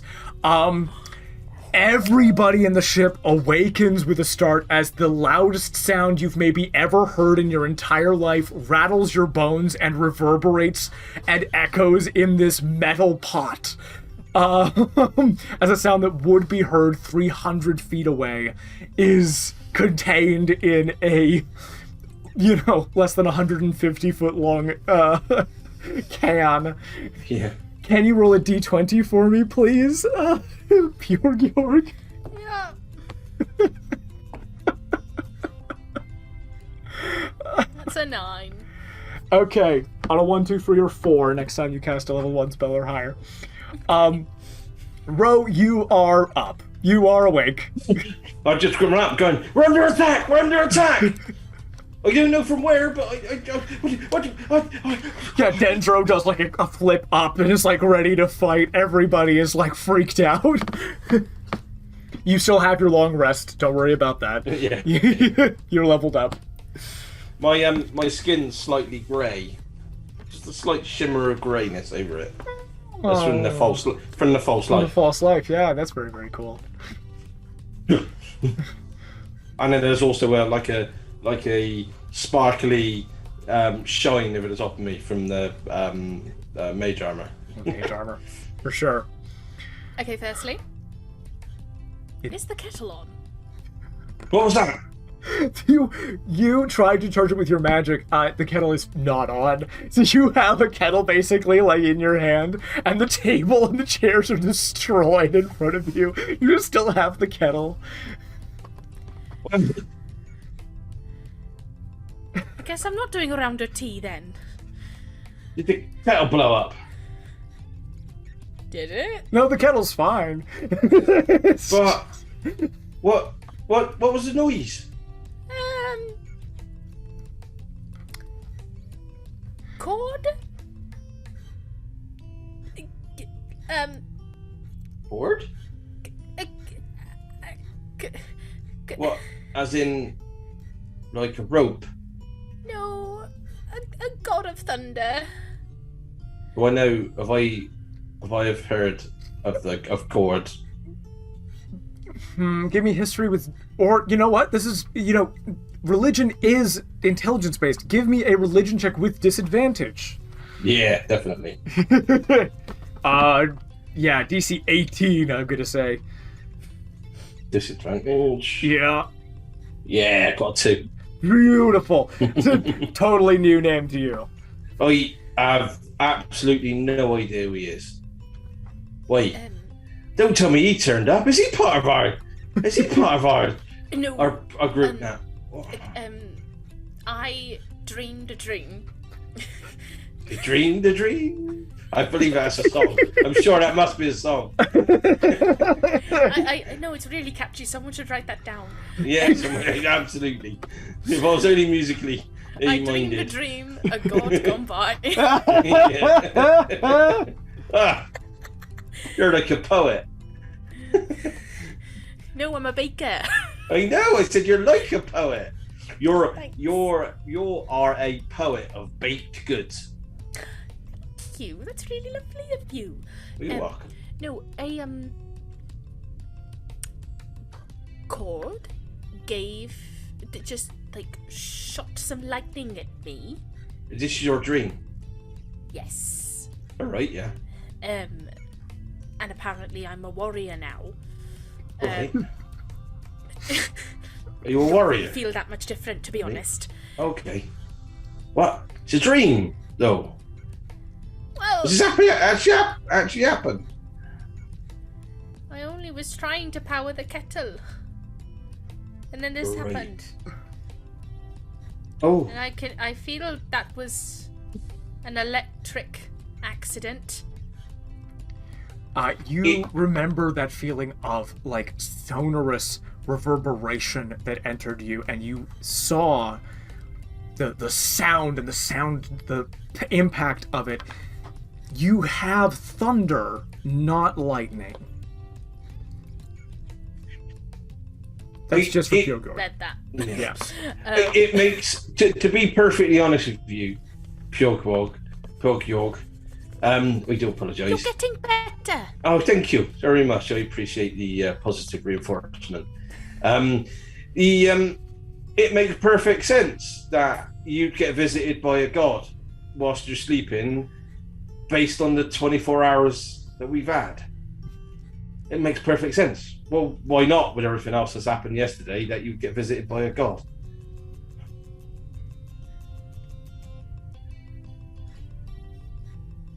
I'm not going to think very hard about this. No, I tend to not try and think very hard about stuff. Piuwhgieawrg, can you actually give me an insight check super quick? Yeah. Yeah.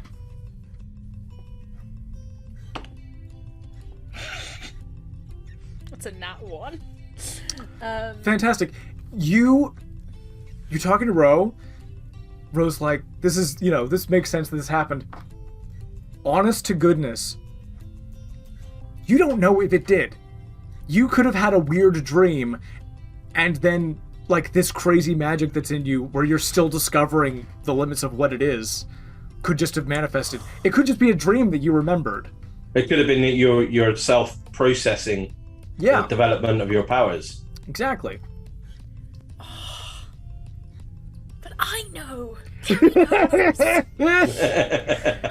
that little seed of doubt. How to insert mental health issues into your players, Josh? I'm honoring in that one. I'm not trying to gaslight. I'm sorry. No, Carrie, it's all right. Carrie, it's real. Piuwhgieawrg, you don't know. No, you're right. I think it's... It makes perfect sense. Why wouldn't that? All I can say is, hey, looking forward to the next 24 hours. Yeah. Actually, this could be really fun. Hey, yeah. Well, gonna top it off with a visit from a god. I don't know what comes after that. Although but we're there going you to go. find a way to replace these chairs and the rug and pretty much everything else within 15 feet of me. and get us a new kettle because I just he's not going to be happy. Speaking of Suzie, on Dendro's wrist pad, and Dendro lets you know that you've gotten a message from Suzie apropos your fuel situation, which is now, you see on the dial, very dire. You're on 1 unit. All right. Which is basically there's an independent sort of scrapyard town where you can get refueled without being under the eyes of the law. It's a ragbag tag. It's a ragbag tag. Ragbag tag bag badag. But the pirates in tyranny, whatever they call it. Sends coordinates and just says, "Yep, just head to Gyart." Gyart. Right. Jyart is what Dendro describes that word as. I guess, Dad. I guess we're flying again. Right, absolutely. How did you sleep? I seemed to slept alright, apart from the big ringing in my ears when I woke up. Yes, that was quite something. But I seem to my skin's gone a bit grey. I think. Yes. Yeah. That's How about shiny too? It's very nifty. Yeah. Isn't that nice? Keep you a bit more protected. Yeah, I guess so. You're very important to me, my boy. Oh, I think that, Dad. I hope so. I'm your son. Yeah. That mate, it would be a bit daft if I wouldn't, was it? These things bear saying, though, don't you think? Oh, do you remember that children's story you used to tell me when I was a kid? Absolutely. This is the same one we were talking about the other day, of course. Yeah. That's right, that's the one. Read to you every night. Yeah, almost every night, but... Well, sometimes. It's coming late, you're already asleep in your mother's arms. Yeah. Oh, delightful. It's called Oh No, George. Oh No, George. Yeah. Is that right? Was it Oh No, George? Or was it Oh No, Jeffrey? No, it was Oh No, George. Oh No, George, right, yes. Oh, yeah. Well, I haven't forgotten of you, Dad, but then I gotta explain it. I mean, dying and all that, you're bound to forget something. Do you think so? I feel like I've been pretty good, but maybe you're right. Well, it's Oh Maybe No, you're George. right. Oh No, George. Yes. Oh, right. Fantastic. Yeah, of course. Yeah, that's right. Yeah, of course, I remember George. Yeah, that's right. Anyway, let's get flying. Let's get flying. Fantastic. You guys head out. Can I get a maneuvering check from Ro? That's going to be a sleight of hand. Yeah. Dexterity check. Yeah, that's dexterity. Do I need to do anything? Forgive me. You are using the dexterity of the arrow, which is a +4. And then just if you add proficiency to sleight of hand. Yeah. Do you have proficiency in sleight of hand? No. Then just roll a d20 and add 4. Okay. It's not a high DC at the moment. Yeah. I rolled a 10, so a total of 14. Beautiful. The ship rises out of the ocean. As it does, the little light on the comm system goes bring, bring. Just incoming transmissions. You hit that? Yeah. Arrow Starship, come in. Arrow Starship, if there are any survivors, please come in. Over. Arrow Starship. Arrow Starship, if you are there. I'll turn it off. I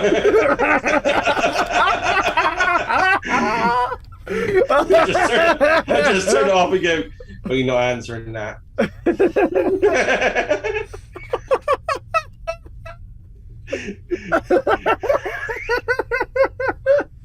It was a ghost. It was a ghost. Somewhere out there, somebody's on, on the comms, and it's just been saying this over and over again, and here's a little like crackle, and it's like, is that something? And then the crackle stops, and it's like, guess that was nothing. There's a cutscene there. There's definitely a cutscene. There's a little cutaway. Yeah. Actually, you know what? You're safe unless I roll a nat 20. 13. You're good. Okay, and you set off towards those coordinates. Your dad's like, oh yeah, this is how you sort of punch in coordinates into the system, and your ship will sort of like help connect, get you there. And that's really detailed, that newspaper. Yeah, it sort of was very kind of general. It's sort of like, here's the area where you put in longitude, latitude on any given planet. And it just happened to be this exact ship. One of these models, I know, one of these older ones. It's crazy. I always used to think that putting that stuff in newspapers was a bunch of nonsense and was pointless. Well, that proved me wrong, didn't it? Well, only useless to those who aren't going to end up in a spaceship, is what I say. Absolutely. There you go. Definitely true. Anyway. Yeah, let's get back to flying. Back to flying. Hit that button next. Nice. And you guys. I hope your dad is very proud of himself. Come a time that I'll have to suffer the consequences of their actions.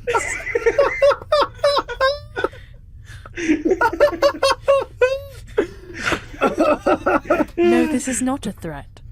Just a simple fact.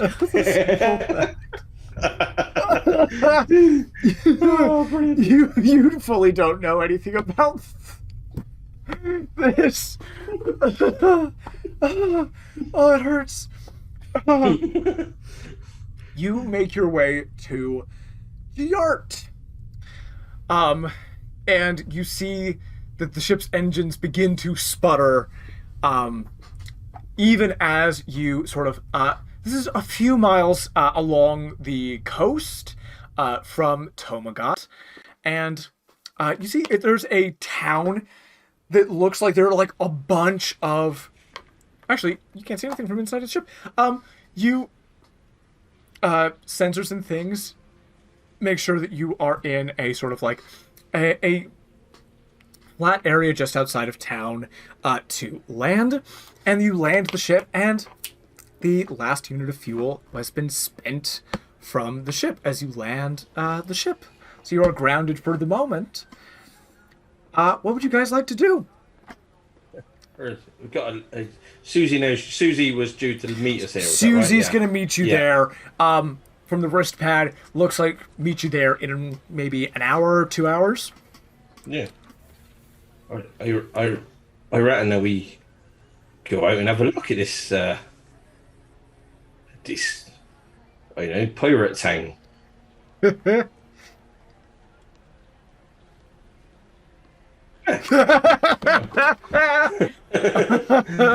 Right. Crew members who are aboard the ship, the other three decide, it's like, yeah, you guys check out what the deal is with the town. Just get an idea of how much it's going to cost from these guys to refuel the ship and stuff. They will stay and defend the ship. Basically, make sure that the ship is safe. The boiler suits are off, right? The boiler suits are off. Would you like to put them back on as you get off the ship and go into town?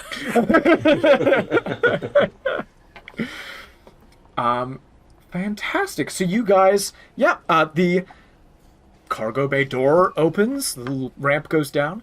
You make your way out into morning sun. and you see this town. You see sort of, low, sort of ground level, one-story houses. Here seems to be just like a couple of roads that go in and out. It's a small town, and the overwhelmingly sort of dominant feature of the town is this enormous like pile of what seems to be like starship parts, just scrap metal, enormous pieces, and wiring and what have you in this enormous pile that seemed to be like around 3 stories tall, sort of. Just a little ways, a few blocks away, in this seems to be a small scrapyard town, and there's a sign as you go to the road that spells out junkyard and repurposing town. Right, it makes perfect sense. What do you think? I think should we? I think I'd go and speak to, I guess there's a dock master or something like that, someone who looks an authority figure. Yeah, for sure. So yeah, you've rocked up, your ship is there, you sort of come into town, and there are all kinds of signs that say scrapyard this way. Yeah. And just want to find out what it costs to get it refueled. Yeah, absolutely.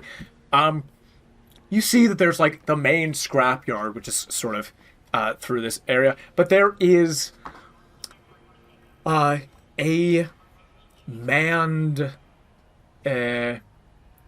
sort of kiosk, I guess, at the entrance of the scrapyard, and there is a warforged behind the counter of this kiosk. Identical to the one that Piuwhgieawrg saw in Urzelen. Except there is a big number 2 just painted on its chest. Hello, and welcome to Giart. Is there anything I can help you with today? I just want to find out, I don't know what the current rates are for fuel. I hear they're completely bonkers. How much it cost me to get our ship refueled? Fantastic. What model ship are you refueling, and how many units of fuel would you care to purchase? The going rate for a unit of fuel is 35 gold pieces per fuel unit. Do you reckon that it holds 10 units? That's why there's 10 blips. Is that to Piuwhgieawrg? Yeah. I'll send that to the side, yeah. Yeah. Well, you sat ship there. Little antenna goes up from their side of their head, like little dish. Starpiercer class vessel. Understood. Small vessel requires 10 units of fuel for a full tank. Minimum of 1 unit required for exiting atmosphere. Right. For now, I got enough for 2. So just 14. All right. 14 gold. All right. Well, I got just over 100. So just in case we need to get out of here quickly, let's put something in. I'm thinking. All right. So I'll have 2 units for now. Fantastic. We can get a crew to refuel your ship. Will only take 1 hour per unit to fuel. Okay, yeah, well, that's good. Well, that gives us a bit of time. I will send a team right away. You That was 35 per one, yeah? That was 35 per unit. So you're going to give 70 gold? Yeah. You give 70 gold. And, they commit to sending a team over to your ship. You don't know me. I do not believe that we have met. Greetings. Lovely to meet you. I'm due. I'm Porgy. Porgy, Don't know that name? lovely to meet you. Reluctantly. Shakes your hand. And what was your name, sir? My name's Ross. Ross and Porgy. Fantastic. What is the name of the starship? The The ship. Fletcher. Yeah, The that's Fletcher. it. That's right. Yeah, they're right. Fantastic. So 70 gold is thing. Little thing on a computer screen, and you see a few more Warforged. Small team, maybe 10 Warforged, seem to start making their way towards the ship. I think Piuwhgieawrg is gonna hide. They don't Right. know, but like just in case. You're right, Yeah. Piuwhgieawrg. You mean hide like the details, or hide themselves? Yeah, hide themselves. Oh, okay, cool. Just fully go and hide somewhere. Yes. Oh, Just in town, or I don't know, man. Like behind a pillar. oh, just like somewhere nearby. Yeah. Oh, so you hide as they go past. Yes. Cool. Bro, you see Piuwhgieawrg just goes off and hides behind, like, yeah. well, that's all right. Fair enough. This Warforged I have behind the kiosk just Yeah. watches Piuwhgieawrg go. You've no idea what's going on. Anyway, what should we do? Should we go? I don't. There's no point in going and get some breakfast. No one's going to make anything as nice as Piuwhgieawrg. We don't know. Should we No, just I go and want have a to look? Go back to the ship. You want to go back to the ship? I'll make us breakfast. All right, let's do that then. Let's go back to breakfast. Before you go, Have Yep. made Cornish scones. Nice. Nice. Before you go, what was the alias you just gave? Ross. Ross. Before you go, Ross, what is the nature of your crew? Are you adventurers? Are you heroes? Are you mercenaries? Skip the survey. I skip the survey. Yeah. I think I'm gonna say adventurous. Adventurers. Would you be interested in a transaction, a deal, a quest? Ooh. Now I'm We need intrigued. to wait for our captain. You know, but we can. I'm interested in listening. I came on this to go on a journey, one step at a time. This seems like another step. We need money as well. I am willing to offer you a full refuel of your ship at no cost. Oh. Can I wait? If we do it, can I have my 70 back? Of course. All right, good. Right. The requirement is that you obtain and destroy a device carried by Sam. Right, you Sam.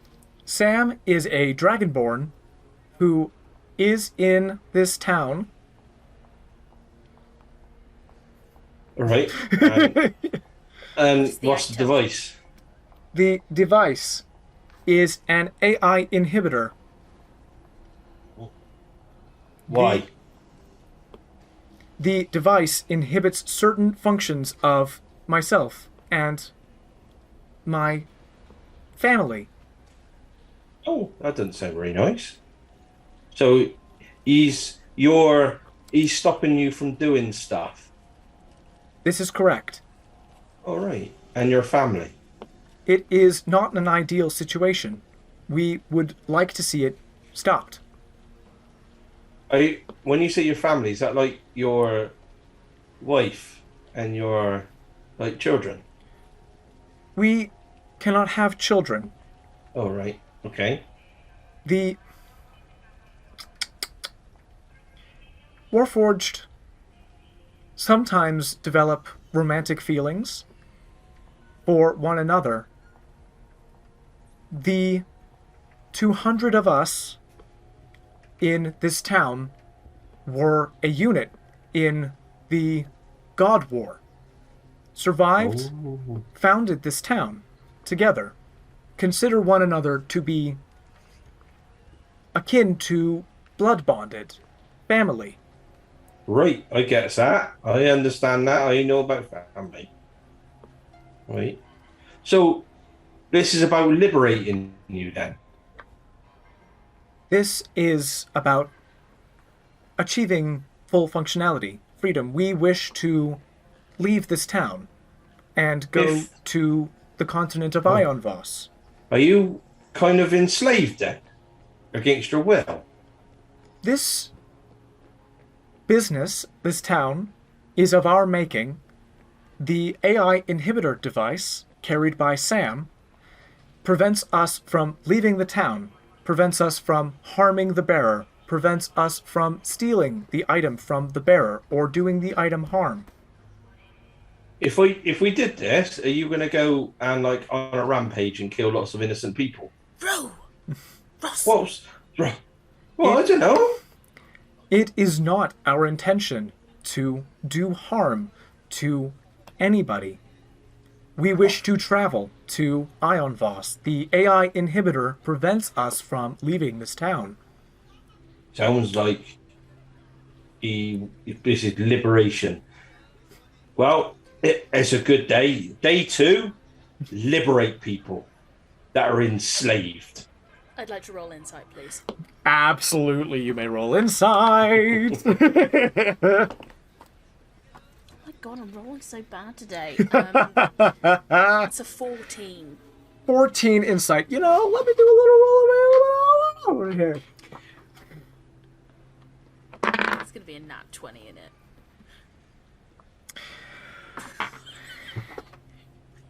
I hate it. There are obvious gaps in the information that's being given to you. The Warforged Dew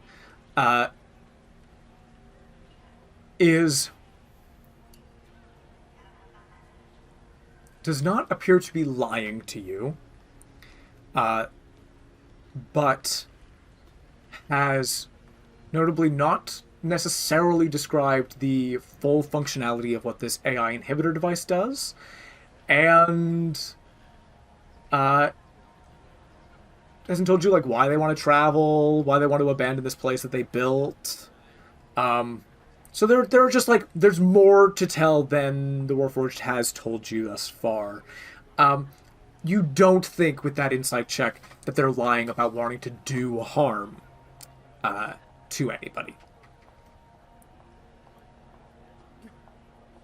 Ro's got no reason to disbelieve, so Yeah. I wouldn't even. You don't want us to hurt Sam? We wish for the AI inhibitor to be destroyed. If this can be done without hurting Sam, there is no reason to hurt Sam. Now, the inhibitor, if I like hit it with a big blast of energy, would it like be destroyed, or has it got like a, I don't know, some sort of shield around it or something? The item itself has no shield, but it is carried on the person of Sam at all times. Sam is, by organic standards, dangerous. Right. Okay. For clarification, because you look confused, Porgy, Warforged are more durable than organics. You are flesh, we are metal. More durable substance. Less dangerous to fight Sam.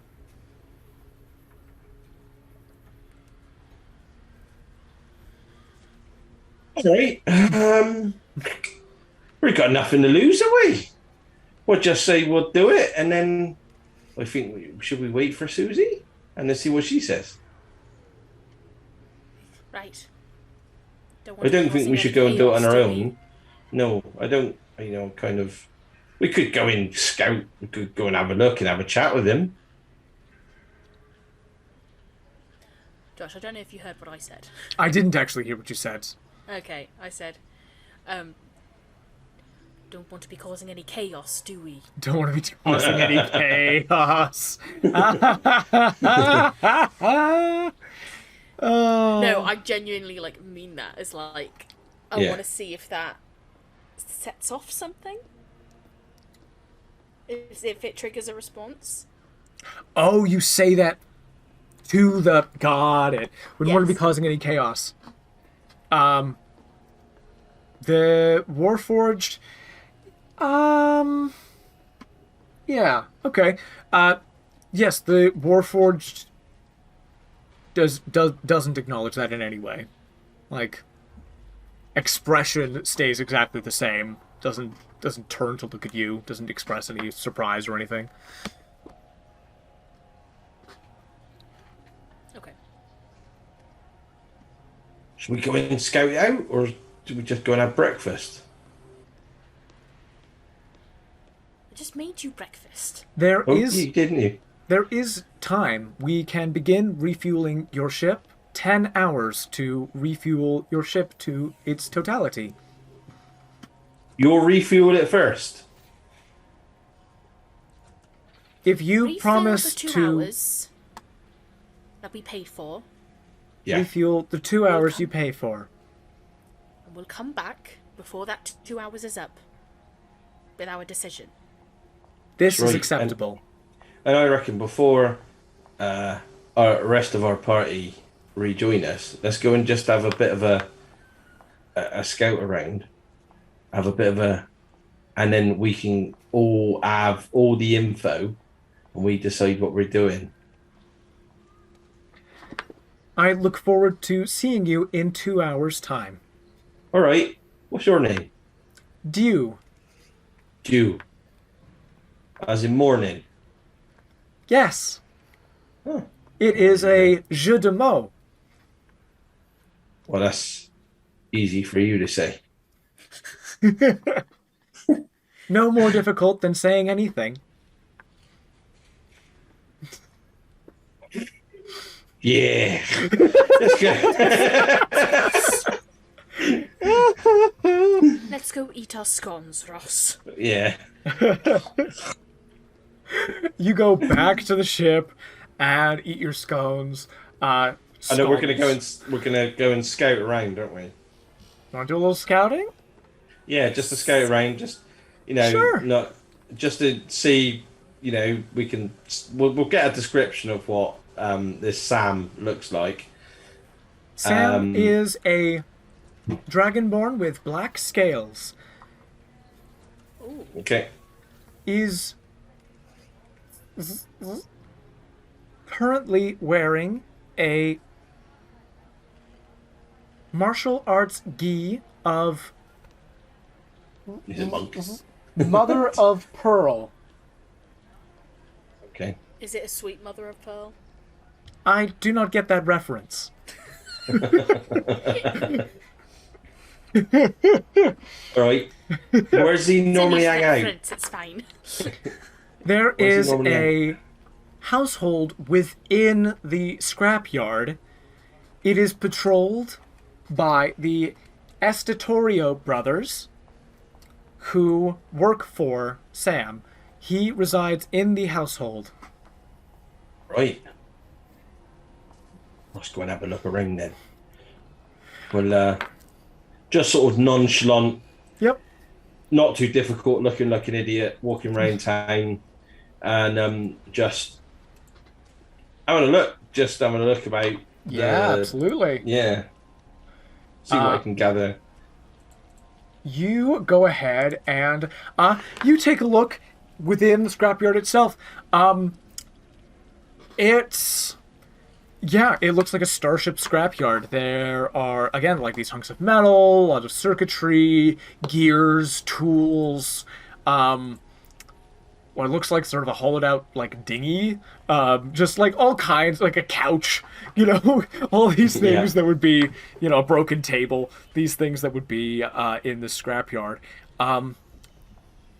And as you sort of go in, looking around, looking like, looking like an idiot to use your own words, you hear a...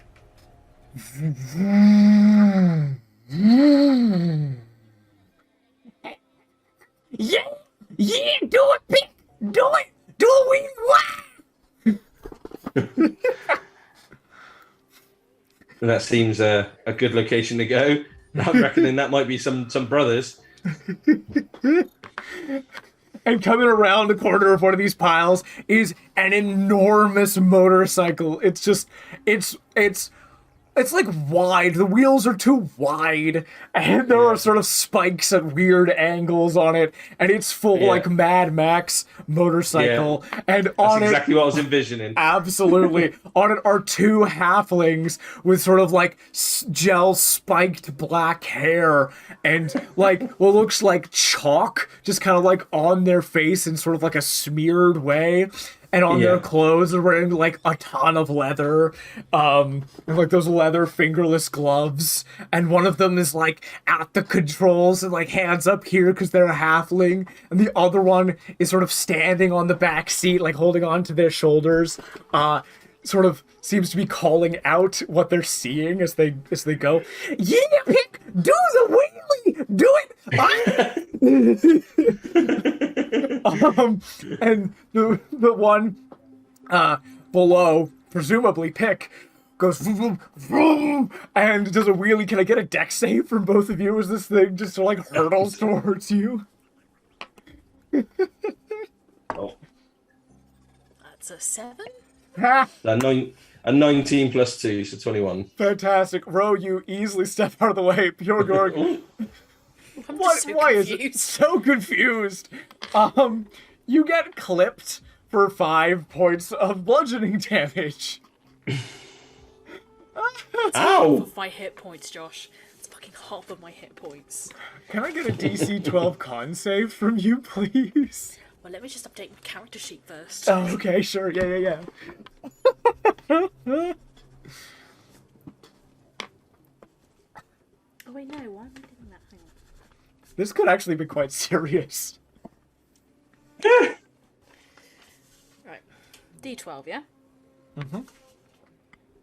Sorry, a D20 con save. So the DC is 12. You want to hit a 12 or higher. Got you. Okay. Yep. Hang on. My laptop has decided to have a field trip. Right.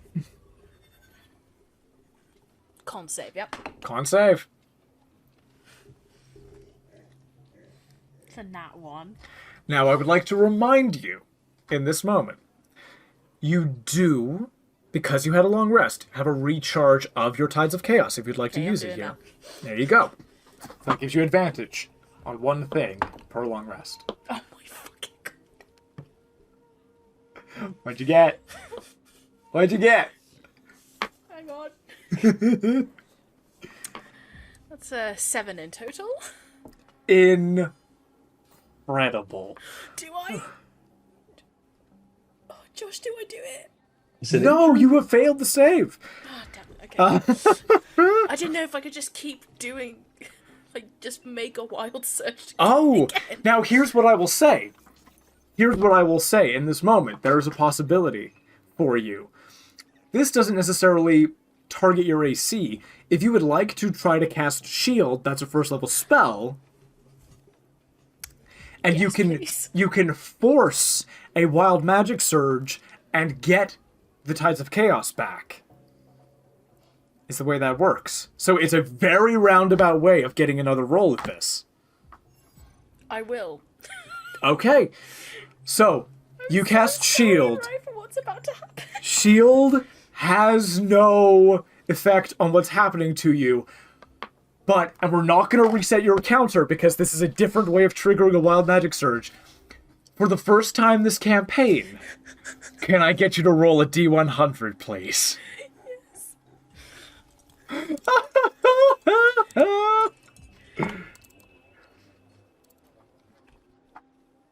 That's a 79. 79! No idea what that means yet? I'm so scared right now. Okay. Whew. You cast that, like, bubble. And again, it's sort of in your hands. You're like, shit, that's not what I meant for it to do. You feel that core of magic inside of you lose control. And you feel it fill your body. You're not able to contain it. You have no idea what's about to happen. Your hairs stand up on end.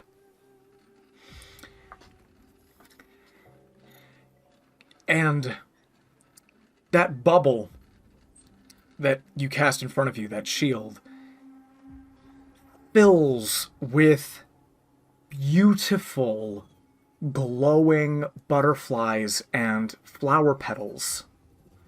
And then the bubble bursts, and those petals and butterflies expand out and surround you, Ro, and these motorcyclists as they go by. And within 10 feet of you, these things just hover and float and seem completely unperturbed by anything physical.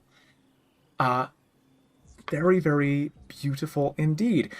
Can I, when this goes off, afterwards, can I send an eldritch blast to If you fucking kill these butterflies, I swear to God. No, not the butterflies. Don't worry. The to hit the motorcycle. The basically is a kind of more of a warning shot. That's why I'm deliberately not aiming for them. You absolutely may. The thing we've got to resolve is that we've still got this con save. Yeah. On the stack. You have wild magic surged. These illusory things are around you. You're not quite sure what purpose they serve, if any.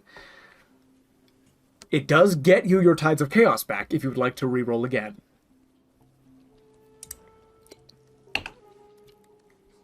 No. No? That's another nat 1. Okay. So, this motorcycle rolls by. Ro, you step out of the way, no problem. Piuwhgieawrg's so confused. This motorbike slams fully into Piuwhgieawrg as these guys go by. Wow, big! You have something!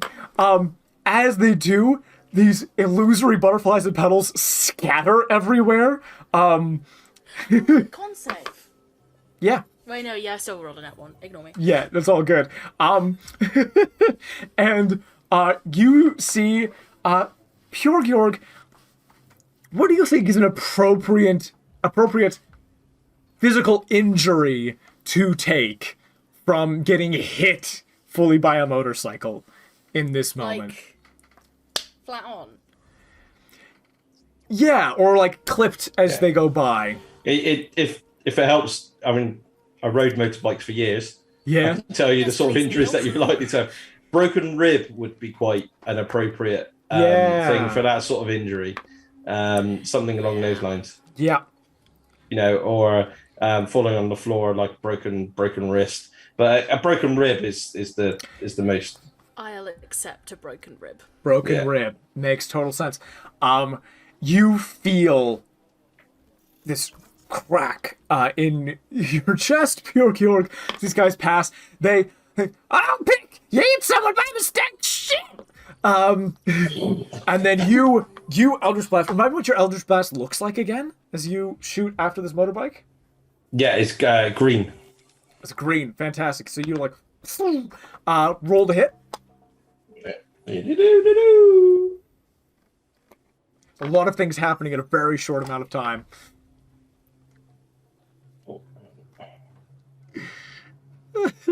So it is. Why is that not enough? Okay. Oh yeah, there is. So 16. 16, and you're aiming for the motorbike. This is crazy. Yeah, that does not hit the motorbike in motion. Yep. The AC of the guys on the motorbike, perfectly reasonable. The AC of the motorbike is crazy. And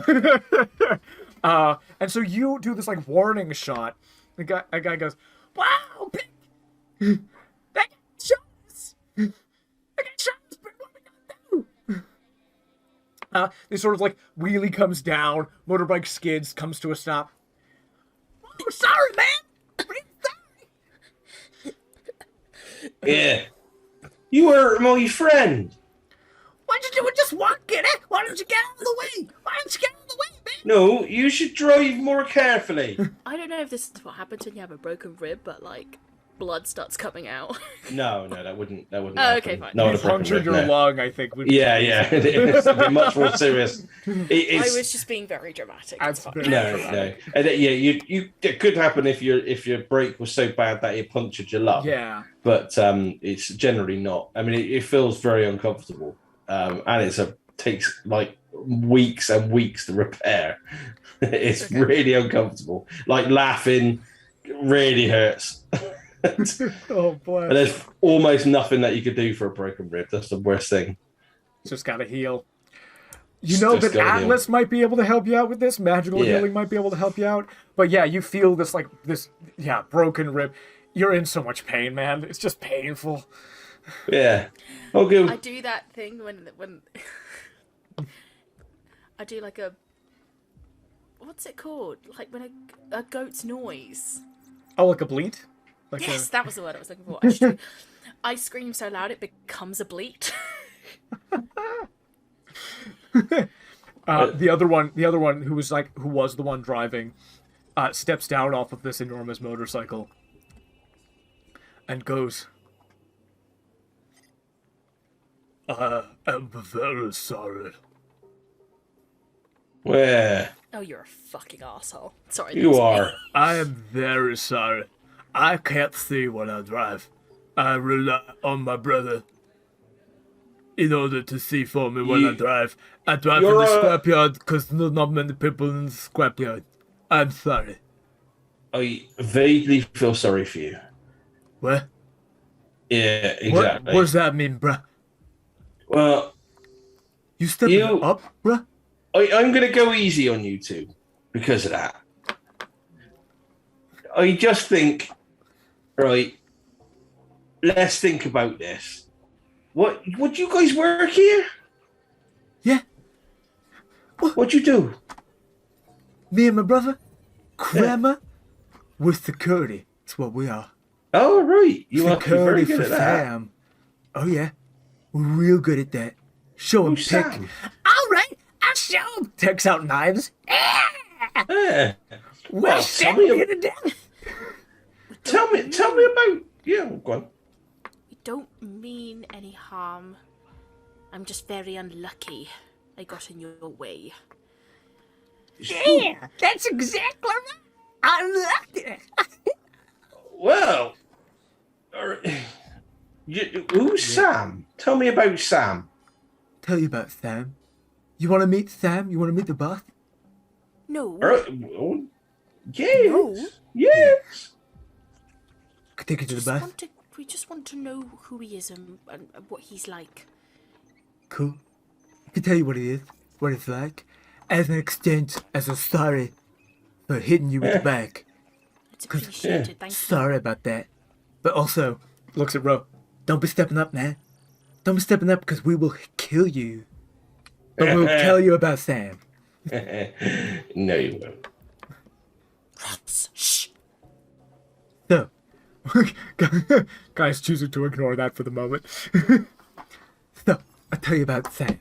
Since my brother Kramer, his voice is annoying. Yeah, tell him, Pick! Tell him about my voice! Ding ding ding ding ding. So, you want to know about Sam? Sam is from Metazion, man. They don't take shit on Metazion. We're all from Metazion, man. We followed him. We've been working with Sam since he was in Metazion. Alright? Right. Sam came here to learn a special technique. And when he does, he's gonna go back home and they're gonna be like, whoa. You know what I'm saying? Right. You know what I'm saying, bro? to come here to learn a special technique. He just did. Alright? We don't know shit. Do you know what the technique was called? He called it Manifest Blow Forged Heart Technique. Out of character, is that a monk thing? Yeah, he was obviously a monk. Yeah, Yeah, it sounds like a monk thing. yeah. There is a subclass that's being referred to, which is homebrew from the GM's guild directory, Way of the Living Weapon. Yeah. Yeah. And once he's mastered that, we don't need to be here anymore. We can go back to Matathion. Do you know anything about that technique or what it looks like? Yeah, it looks like this. You ready? Crazy, right? Right. Yeah. That's really crazy. Yeah. Right. And so that's Sam. Sam's gonna be a driver. A driver? Yeah. You don't know what a driver is, bruh? Well, you're a driver. No, we're not drivers. No. Right. The drivers on Metazion, they're like the guys. They're military. Right. Yeah, they're the fucking Okay. badasses. Right? Wow. All right. They follow Telera the Just, bruh. Big Oh. deal. You don't fuck with the drivers. The drivers come for you, you're done. Ain't no one can Right. step to the drivers. Right. Well, no, I'll avoid them. Yeah, bruh. You ever go to Metazion and a driver comes up to you? I You can better, like, honestly bow your say head. I have never been there. I Good. read a book called Mad Max. It sounds very scary. That book, based off our planet, Wow. definitely not the other way around.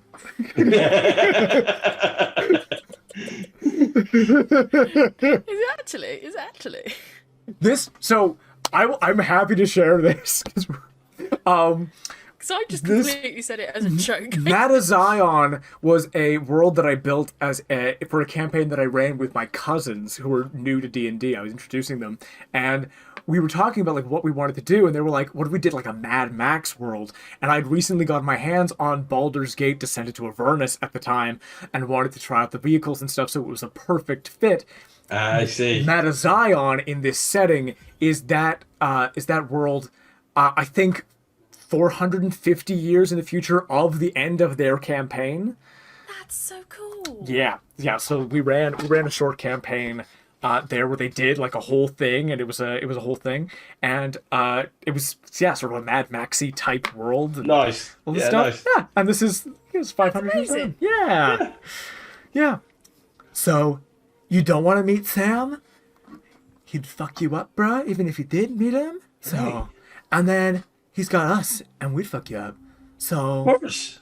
that's what I'm saying, bro. What sort of? I'm a kind of nice guy, like, and when I meet someone, I like to, give him a present. Are there things that he really likes other than like punching things? You know what, bro? Sam loves presents. He loves presents. If you want to get him a present, that he like really love anything that's like expensive. You know what I'm saying? Right. All right. So- Okay. He just got this like new clothing. Oh my god, he Yeah. loves that stuff. Makes him look like a king. I bet it'll be really cool if it was like pearl. Dude, What? he's got some like pearly type thing that he just got. Whoa. He got from like a traveling trader or something. Right. Okay. Yeah. Wow. Look at that. I need to came the into pearls town? like And he was like, that traitor? He was like, that traitor? That traitor's crazy. That traitor, like, teleported away. It was crazy. Would he like possibly some cream cheese and chive arugula? Bro? For sure. I don't know what You can that test is. them if you'd like. I love that. That sounds rad as hell. He comes Good, over, because they're in my palms. comes over and like struts to you, like kiss you with these symbols. It's like, and pick next to them with the knives. Comes over to you, grabs it. Bruh, straight up right now. I'm telling you right now, straight up. That's some good stuff. Thank you. I am a baker. What's the other thing as well? What's it with all these warforged around here? Oh, those guys?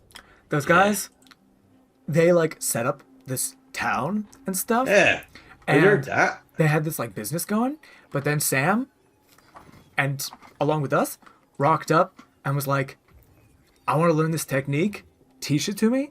And they were like, okay. And then started to teach it to them.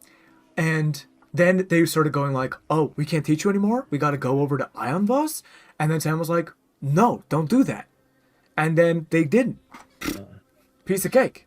Right. So are they teaching him this technique then? Well, they stopped teaching him, but he's like seeing them do it. And so he's like practicing on his own. And I think any day now, he's got to get it. Right. I see. Well, that makes sense. Firstly, can I roll insight to see if they're hostile towards me? Sure. Don't sound like it. Never know. You're just giving them cake. Yeah. That's a 21. Not hostile towards you as well. These guys are not terribly smart. Get the feeling they might be dangerous. You get the feeling in your ribs that they might be dangerous. Yeah. I feel it in my fingers. Fingers. I feel You're it the- in my ribs. Yeah, these guys don't seem hostile. It doesn't seem like they're lying to you. This guy definitely says to you, he's like, dude, you want to come meet Sam?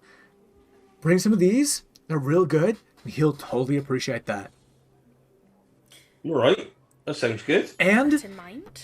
talking about those Warforged, if they're like up to something that's like bad, if you were to like tell Sam, he would give you like a bunch of money or something. All right. How much money do you reckon you give us? Like, I don't know. Like, depends on how good what you told him was. You know what I'm saying?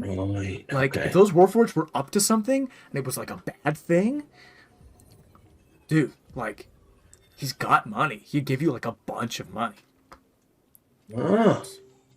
All right. Oh, well, I'll keep my ears to the ground. There you go. So, like, yeah, you hear something, you bring some of these, you tell him. Pretty bit of business. You know what I'm saying? All right. Okay. All right. Yeah. I think should we go now? We got to sort of have a look at your rib by the looks of it. That looks Yeah, painful. Can we go back to the ship? So I think that's a good idea.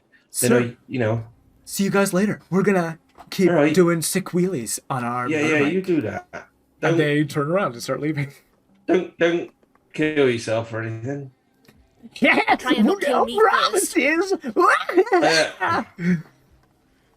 So, this guy like fucking. That's the first time Porky's sworn. Hey, Poggy. Don't call me Porgy. All right, sorry. Piuwhgieawrg. Swearing suits you. Thanks. Yeah. This guy's fucking kidnapped this whole village. I know. Just because he wants to punch someone a bit harder. I don't like the Really idea rivals of. me up the feathers. Yeah. I'm not a big fan of like going against the Warforge. I kind of don't like the idea of people being suppressed. You know, before this day, I thought all Warforged were out to get me, or